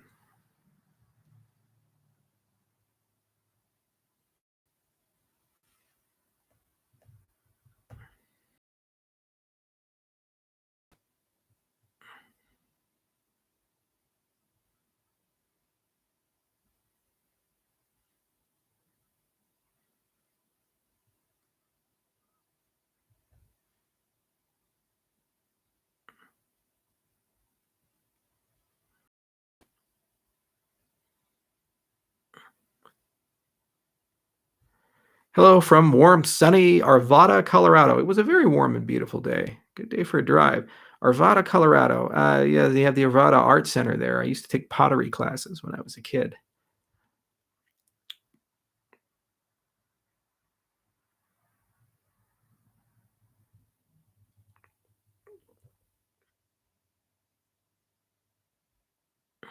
Oh, this is a good question right here from Jimmy Anderson. How do you prevent the ledger from becoming too large with 1,000 transactions per second? Will it be many terabytes of data in the future? Inevitably, you will converge to a situation where the blockchain basically becomes too large to be a replicated artifact. This is one of the fundamental failings of Bitcoin. And one of the reasons why Bitcoin Core is trying to keep the block size as small as possible, because they understand that if the block size gets too large, too much goes on chain, you lose a property called inclusive accountability. So inclusive accountability is this idea that everybody has the capability, at least in principle, of checking each other's homework. So you can look at the blockchain, I can look at the blockchain, we can go through the whole thing, and I can verify the same level of veracity and truthfulness as you can. If you get to a situation that only one actor can have that entire history, then you start losing that property, that inclusive accountability. You no longer have the ability for everybody to check each other's homework. Now, there are things you can do to get around this, and you have to do all of the above. So 3 things. 1, you want to treat the resources of the blockchain as a precious commodity. That's what Blockstream is doing, but I think they've gone too far. I think Bitcoin Core is hurting their ecosystem by restricting their block size. It should grow, and it should grow at a reasonable rate. And they're like real life metrics that are kind of like the Moore's law equivalent of network capacity and storage. And I even told Adam back this, nobody listens to me, that you can, I think, use to create a model to allow the block size to gradually grow over time. Just like we have other metrics like the Bitcoin halving, for example, which is another bad design. You never want to build a system where you have a dramatic event that makes everybody lose half their money for profit. It's like, why would you design a system that have sudden drops? You should have a continuous curve instead of a discrete step function. But anyway, getting back to it, one, you treat it like a precious resource. So how we do that is saying, the base ledger has a lot of capabilities, but then take a lot of the stuff that is lower economic priority, like microtransactions or high frequency stuff, and push those things into level 2 solution. I think there's wisdom there as long as the level 2 solution is censorship resistant, has the same privacy guarantees, and is also open participation. So Hydra mostly accomplishes this in its design. Okay, 2, you need to use fundamentally different cryptographic primitives to secure your system. In particular, the concept of a snark, recursive snarks are great for this, where instead of saying, show me everything, you say, show me a proof of what you've done is legitimate. And all I need is to check what you've done against the proof. And if I have just a little bit of information, I know it's great. So the project that's pushing this the heaviest is called the CODA protocol, CODA. And they're trying to implement Halo. But Zcash has come up with some ideas, and we're actually working on these ideas at IO Research. And it's beginning days, so it's not like we have a final solution yet, but it's a super important thing. Now, the advantage here is that these proofs are independent of the size of the shared state. So you could have a massive UTXO, you could have a massive blockchain, and you still be able to use the system with these proofs that are very small, like megabytes to kilobytes in practice, and with the same level of security as if you had a petabyte of data. So that's absolutely amazing. 3, you have to move from a replicated system to a distributed system, to a decentralized system. You have to distribute chunks of the chain to many different people, and you have a shard of the data as opposed to the whole thing. And you can always reconstruct with high availability guarantees anything you want on demand. You have to do all 3 of these things. And if you do all 3 of these things, your system will be pretty good. You probably should also implement some notion of economic garbage collection. It's a super controversial topic, but it's something that needs to be done. So you prune transactions out, or you prune dead currencies out, or things like that. But you have to be careful about how you do that. It's why we didn't, for this 5-year contract, decide to do that. We wanted to have a community for the next 5 years to have that discussion with, to figure out the optimal solution and try to make it an industry-wide solution. But if you can do those 3 things, then you'll have a sustainable system, because you can grow to any size and anybody can use it and have inclusive accountability. You can grow to any size and any piece of history you're interested in will be available on demand. And there's some economics behind that to make that possible. And you can grow to any size, but your growth rate is not stupid, because you're emptying garbage. And you're also not putting bloat on the chain. You're putting economically essential things on the main system. So that's what you have to do if it gets to petabyte size. It's not simple.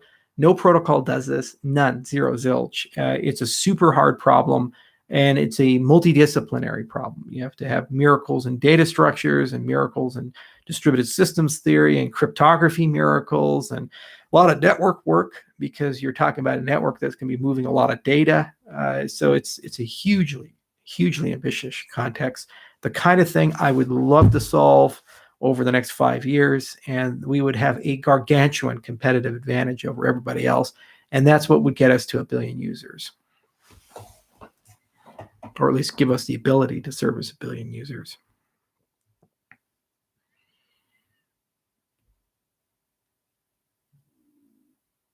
Thanks for the answer. Number 2, do you still need number 3? Yeah, you do, because just because you can verify that what you're seeing is right, because you're talking about an enhanced transaction, which may have smart contracts and an embedded legal DSL and metadata and other things, you'll know that 2 properties are preserved. One property of existence, so the existence of the token, so the asset you're looking at does exist, and 2, that it hasn't been double spent, the non-existence of a double spend. You can prove those 2 things with a zero knowledge proof, but it doesn't show you the history. which may be relevant for an out-of-band regulatory scheme or things like that, or compliance requirements. This is especially true with security tokens. So you need the ability to recall information on demand, so that high availability is required. And also, it's just a philosophical thing. It's like, you're going to throw history away, but this is economic data. It's very important to preserve it. That's what Satoshi was right about that.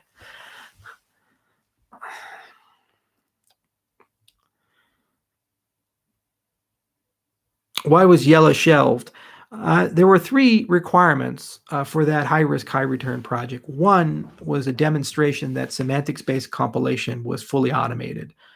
Two was a demonstration that K had reached a certain level of maturity that it would be usable as a mainstream product. And then three, that performance of the machine-generated backend would be reasonable. Not 100 times or 1,000 times slower than a handwritten implementation, perhaps within an order of magnitude of that. And enormous progress was made for SBC. Enormous progress was made in the rewriting of the K backend in Haskell, and enormous progress was made with speeding up and optimizing machine-generated code. But we didn't hit all three targets, and we had to cut the budget somewhere because we went from $20 ADA and a much more ambitious roadmap coming out of my own pocket to getting back to the original intent of the contract. And so we decided that it would make sense to temporarily retire K in its introduction into the Cardano ecosystem into a later date. See, the thing is that RV, Yella, Grigori, these things are independent of us. And whether I say it or not, Grigori is going to still write papers about K. He's going to still work on K. He's going to still optimize things. And he has considerable resources to do that. Graduate students, postdocs, commercial contracts with companies like Boeing and so forth. So there's funding there to keep doing his research. And whether we pay for it or not, he's going to do some of that research himself. To localize that, pull Yella into Cardano, of course, that is something we'd have to work with him on. Now that a treasury is coming again, this is becoming another priority, and I would love to see completion of the chimeric ledger design and a reintroduction of Yella into the roadmap post 2020. I very firmly believe that SBC and K is a fundamentally amazing thing for computer science and for just maintenance of these systems. I mean, literally, all you'd have to do to give somebody access to your new programming language for smart contracts would be write the K semantics, submit them to the blockchain, and then suddenly it can auto build all your tooling, your compiler, and these things. And if we ever updated Yella from Yella version 1 to 2, you don't have to rewrite your compilers to do that. That's just not the case with Java land and .NET land and so forth. So there's real good reason why this guy at a top computer science school spent 15 years of his life figuring this stuff out and created things like reachability logic for it. It was fundamentally good science. It's just that we set objective milestones and we didn't achieve those milestones within the window that we needed to achieve them. And it was certainly true that if funding was unlimited and resources were unlimited, I would have definitely renewed it and pulled it in faster. But because those resources were limited, we couldn't do that. Another was the RENA research. If we had an additional $5 to $10 million, we could have pushed far deeper into RENA world than we did with our network protocol and do things. So this is just the reality of running these things. You have high aspirations, and then reality kicks in, and you have to make difficult choices about what to really focus on in the roadmap and where you can cut it responsibly. The iPhone was no different. They launched it without an app store or 3G, and they reintroduced these things when they could, but they were certainly on the original roadmap of the iPhone. You just couldn't get to it to get that product launch in 2007.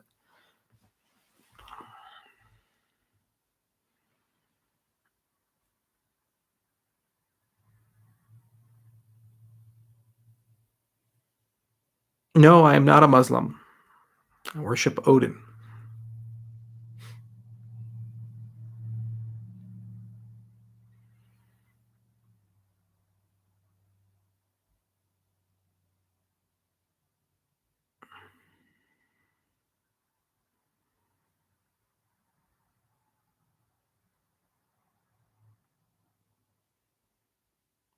Yeah, it's definitely true about so many factors playing in it. I mean, this is the tough stuff about these things. It's like it's always good to have these, but God, it's so complicated. And there is very strong philosophy in computer science, especially in the programming language world. There's the imperative guys and the object-oriented guys, and you got the functional guys, and that's like oil and water. They don't mix very well, and they just look at the world really differently. And it was really difficult to try to merge those two together in a harmonious way. And I give Manuel Chakravarty and Grigori both a lot of kudos for having saintly patience to manage their respective teams and do that. But unfortunately, you have to pick and choose your battles. And the DSL-driven approach and the Plutus-driven approach is incredibly powerful, and it's something wholly unique to Cardano. And frankly, it's probably how smart contracts should be done on Bitcoin. Had Satoshi been a PL expert, then I frankly feel that would have already been done. That would have been the approach. We would have had that capability, but he obviously wouldn't. And so we didn't. But anyway, Plutus is great. What are your thoughts about Neuralink? I think it's probably one of the greatest inventions in human history. If you think about information, the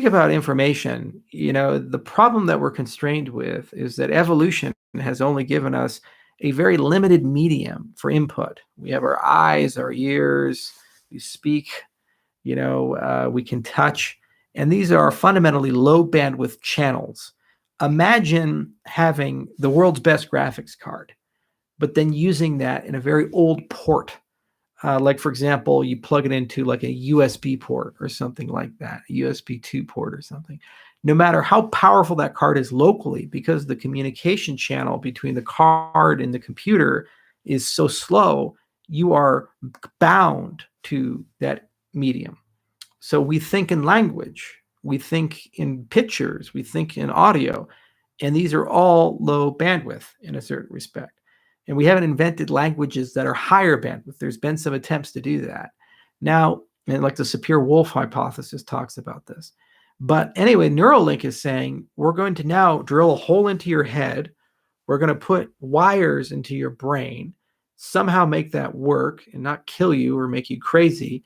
And then suddenly you can now utilize a high bandwidth channel that is potentially 3 to 5 orders of magnitude higher than the channel that you use for speech, for hearing, touch, these types of things.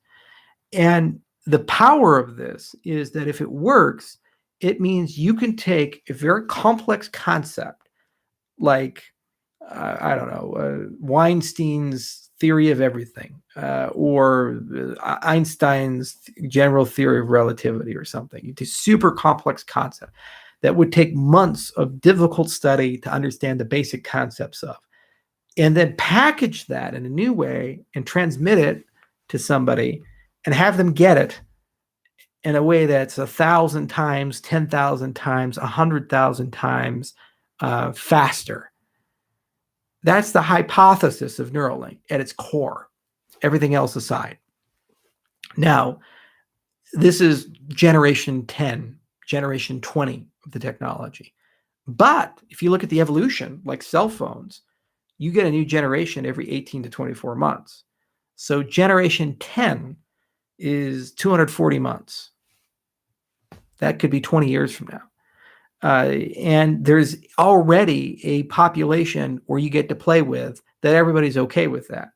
There are millions of people in the world that are quadriplegics, paraplegics, severe epileptics, neural problems with their hands, other things, that these devices will be able to be a therapeutic intervention, just like deep brain stimulation is for people with Parkinson's and so forth. And it's a therapeutic intervention that's significantly better than the incumbent technology.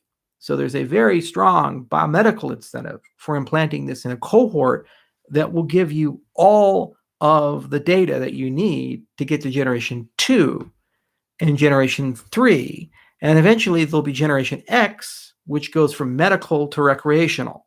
Recreational means you go from thousands and tens of thousands, high expense, to millions, low expense, and they're implanted. Okay. If you do that, That's a game changer because they can be easily inserted, easily removed. And every 24 months, people will start upgrading these links just like they do their cell phones. It's inevitable at that point for these high bandwidth information channels to work. And you say, well, what can I do with it? Access control, passwords, identity management. You can basically telepathy. You can think and then communicate to other people like that. And it's trans language. So you can do empathy, send emotions to people. There's really no limit. You can control a computer with your mind. So you could think to type. So you're thinking and words appear on your Word document. It's pretty insane. You can control the lights in your smart home. So you can open your door. You have almost telekinesis in this respect. It's really crazy what Neuralink has the potential to do. What makes me most excited about Neuralink is how quickly they've been able to iterate their technology. How many chips they've done, over 12 chip designs in 36 months. Being in the hardware business ourselves, it's like we fully appreciate that is a very, very exceptional thing. And they have a very good team at that company. So it's one of those technologies that I've been watching with an incredible amount of anticipation. I will not be a first generation tester, but none of you will be because it's a medical device in the first generation.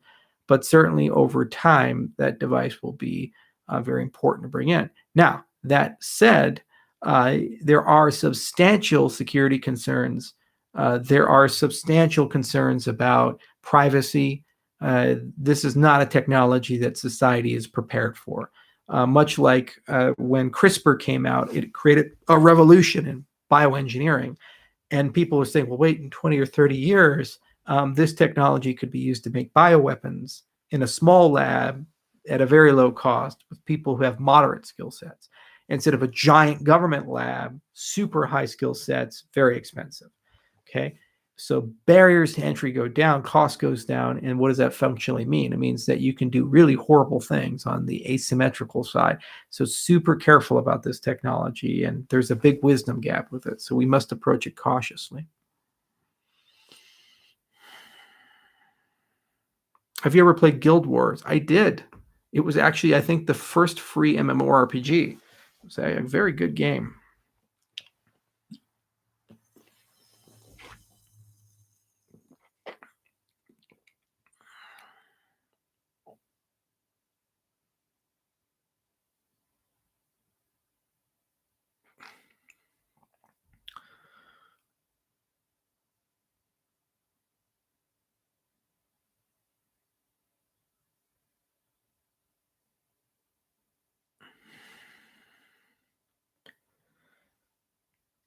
In a virus-ridden world, what is the best profession to have? Futurist. Tell everybody it's all going to get better. By the way, I haven't broken my sobriety. It's a dry year. I do a dry year and a wet year. This is Virgil's handcrafted vanilla cream. It's a cream soda. It's just sugar. Terrible for you.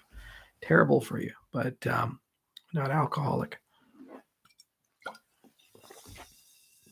Which StarCraft race is Charles? You didn't even have to ask that. Come on, Protoss. We live for ire.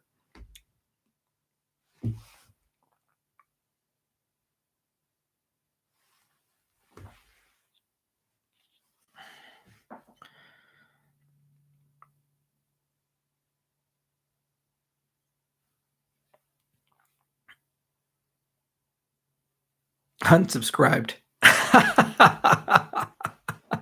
Well, if it's any consolation, the Wings of Liberty campaign of StarCraft 2 was better than the other two campaigns. Heart of the Swarm and Shadows of the Void were just terrible. And in that order, increasingly terribleness. They just did not end that game well, and they completely screwed up the Xel'Naga. So I'll give you that.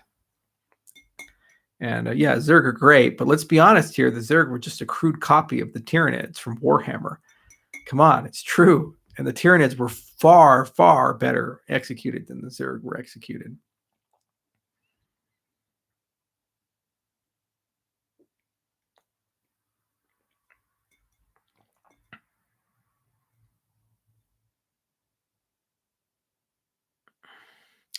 Will you still do AMAs after you launch Shelley? Yeah, we'll have more to talk about. What is a big project besides Cardano you are working on? Wouldn't you like to know?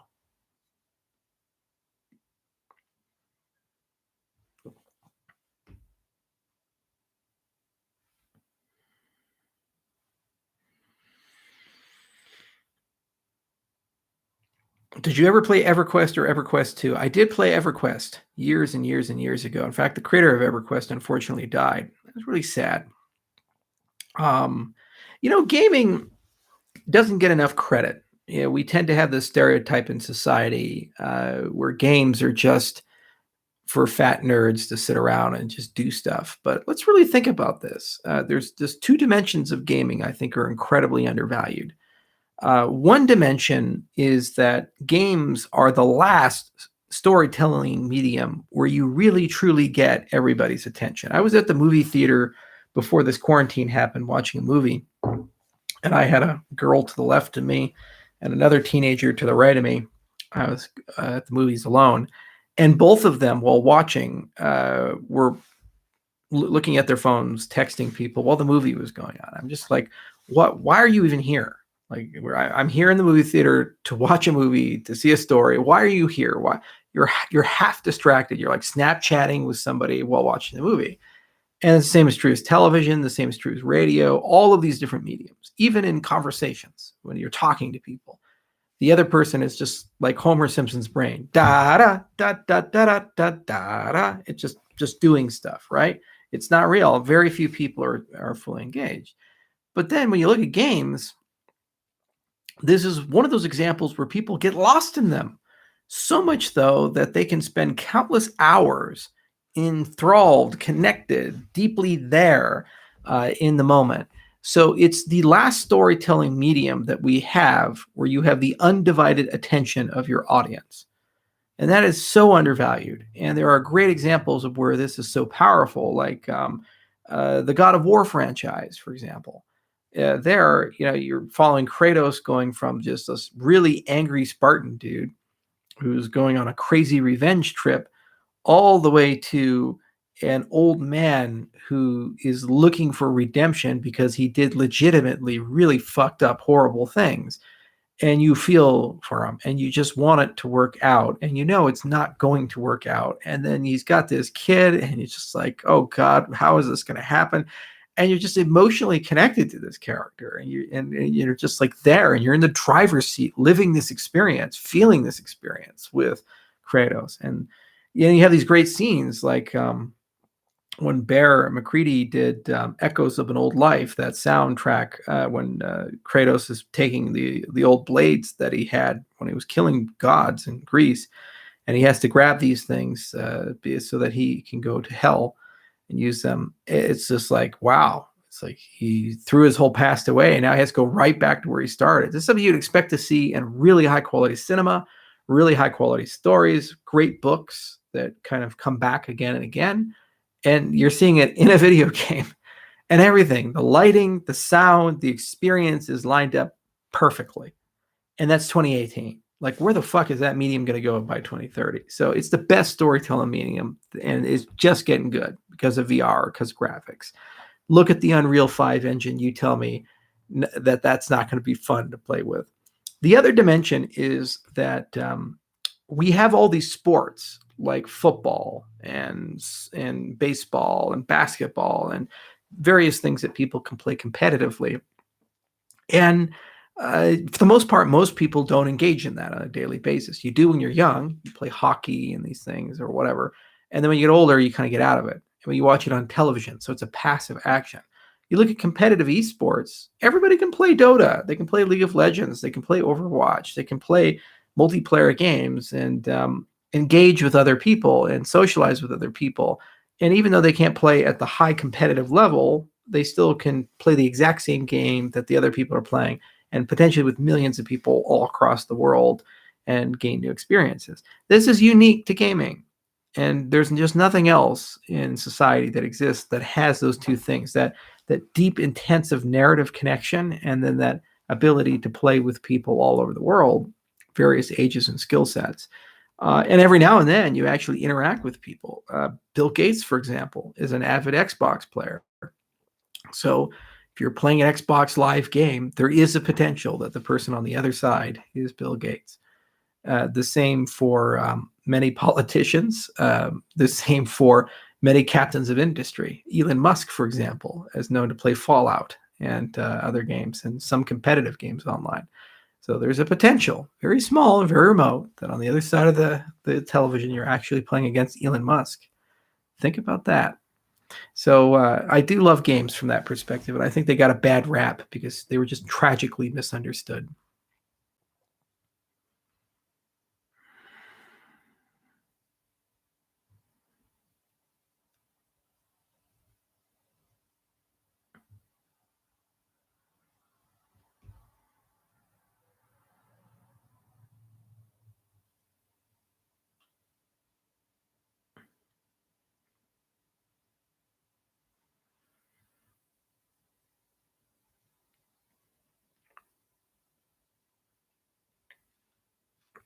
All right, I'm going to cap it at 2 hours. So let's get a good question in.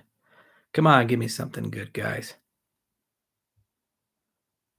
Why do you do the dry year, wet year thing? If you're a CEO and you travel all around the world, and especially in this industry, there is a huge incentive to drink, socially and otherwise. So you do the dry year, wet year thing just to remind yourself not to descend into alcoholism. And it's paid big dividends.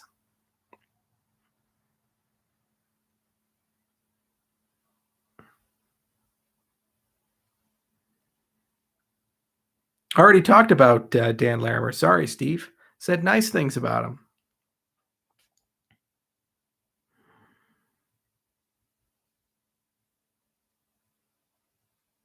Any move towards privacy like Z addresses? No, not in this iteration, but we are looking at vanity addresses because you can control the prefix in the BEC32 standard.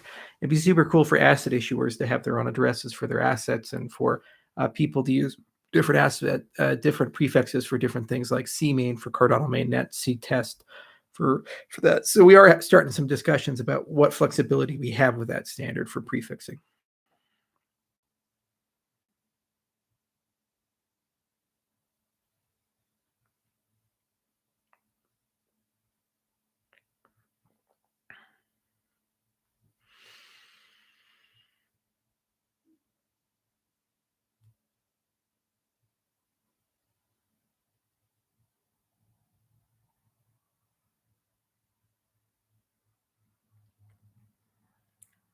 Are you planning on creating a decentralized exchange? Mayhaps.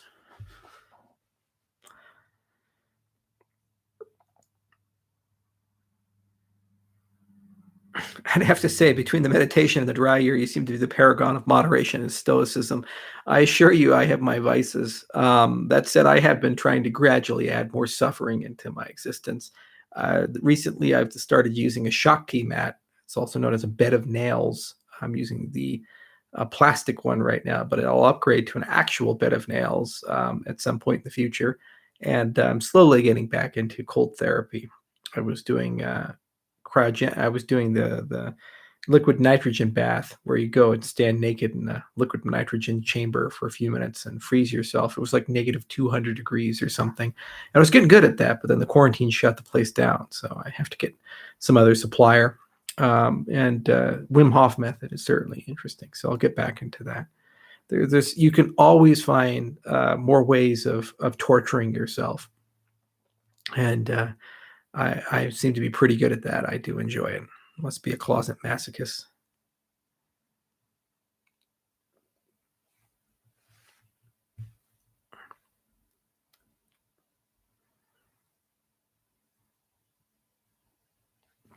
What do you think about AMD Intel competition right now? I'm not exactly sure the question. Is that just a general competitive nature between the two companies, or is there a particular competition that they're doing? If you're talking about just a general competitive nature between the companies in terms of their projects, I think that AMD made some incredibly clever bets on manufacturing and architecture And those bets are playing huge dividends for them. Lisa is a great CEO. She's done a phenomenal job at AMD, attracting good talent, making good strategic bets, and really unifying their product lines in a way that it's meaningful for that company. And the very fact that Ryzen is where it's at, and now it's the best laptop processor around, is pretty cool, and that's a testimony to how far they've been able to go since prior leadership. So big fan of that. But Intel is an incredibly strong company. They're led by brilliant people. They have good management processes like OKRs. So you can't count a company like that out. They can get back in the game very quickly, and they have before. The last time we saw AMD on top this aggressively was during the old days, if you remember the AMD FX series, the FX 51 and 53, and they were just kicking Intel in the teeth until Intel doubled down on the Centrino line and brought out the Core, Intel Core Duo. By the time Core 2 Duo and the i7 came out, it was over.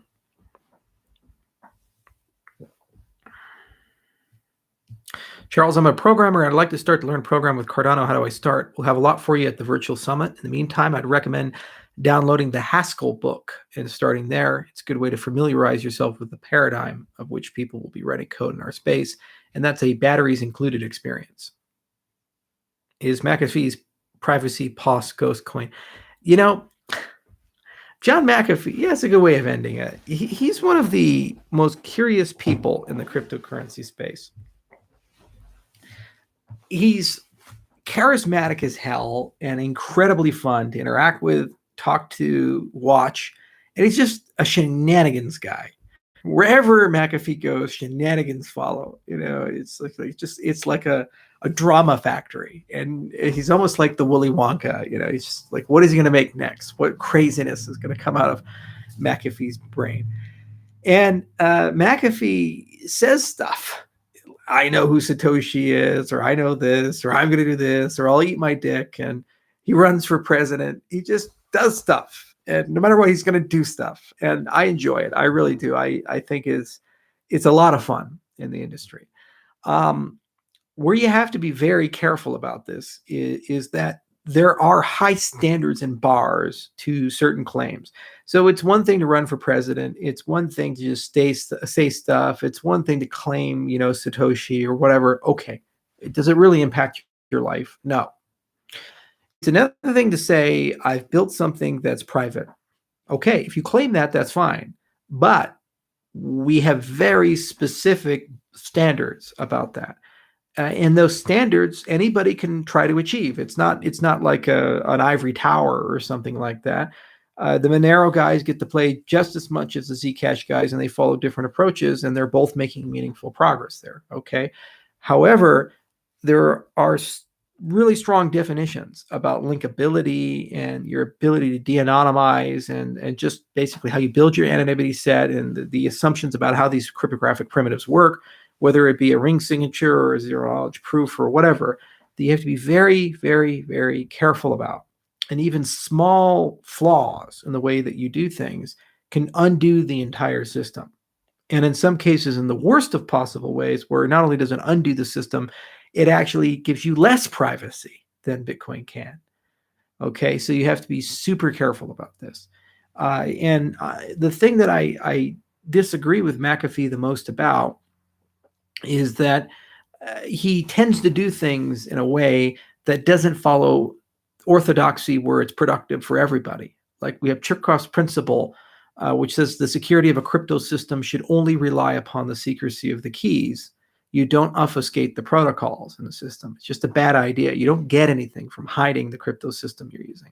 So when you say things like proprietary cipher or proprietary crypto, or we can't trust the NIST suite or something like that, that's just hogwash.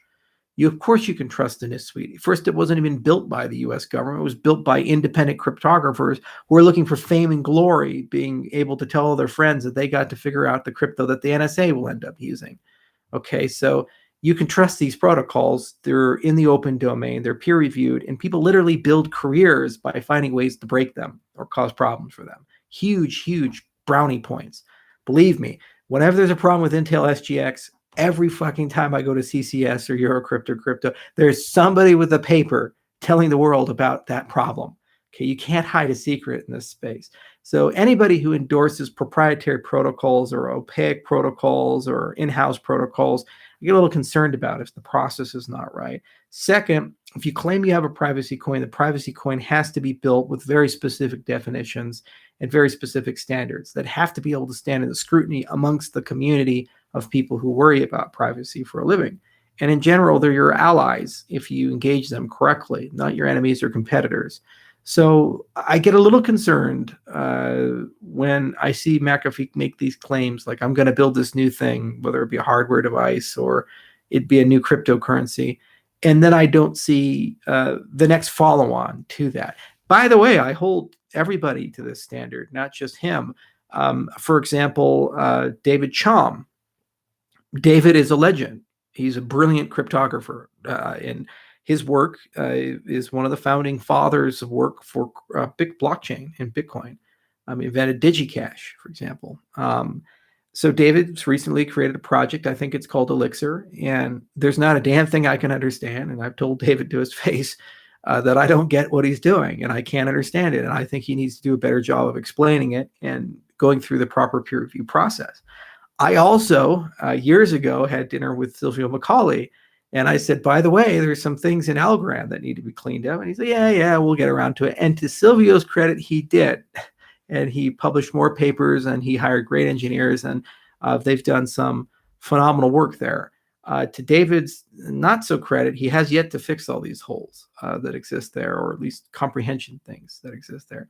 So I apply the same standard to McAfee if he's throwing his hat in the ring that I apply to Silvio Macaulay, that I apply to David Chaum, that I apply to Dan Larimer, to Vitalik, and the rest of the gangs. So we wish him well, and we hope that it turns out to be something novel and meaningful, and it's a great product for the space to study and understand. But as a consumer of these products, my warning to you is make sure that people are held to a very high standard, because at the end of the day, it's your privacy, it's your identity. At the end of the day, it's your money, and you need to do your own research, and you need to think about these things. Okay. So all that said, it's been a fun AMA. Thank you guys so much for attending. I really appreciate it. And next time we'll have more to say. The Pioneer testnet's been just exactly what I expected it to be. It's going from revenant to maybe something a little bit more graceful. And next week, hopefully, will no longer be revenant.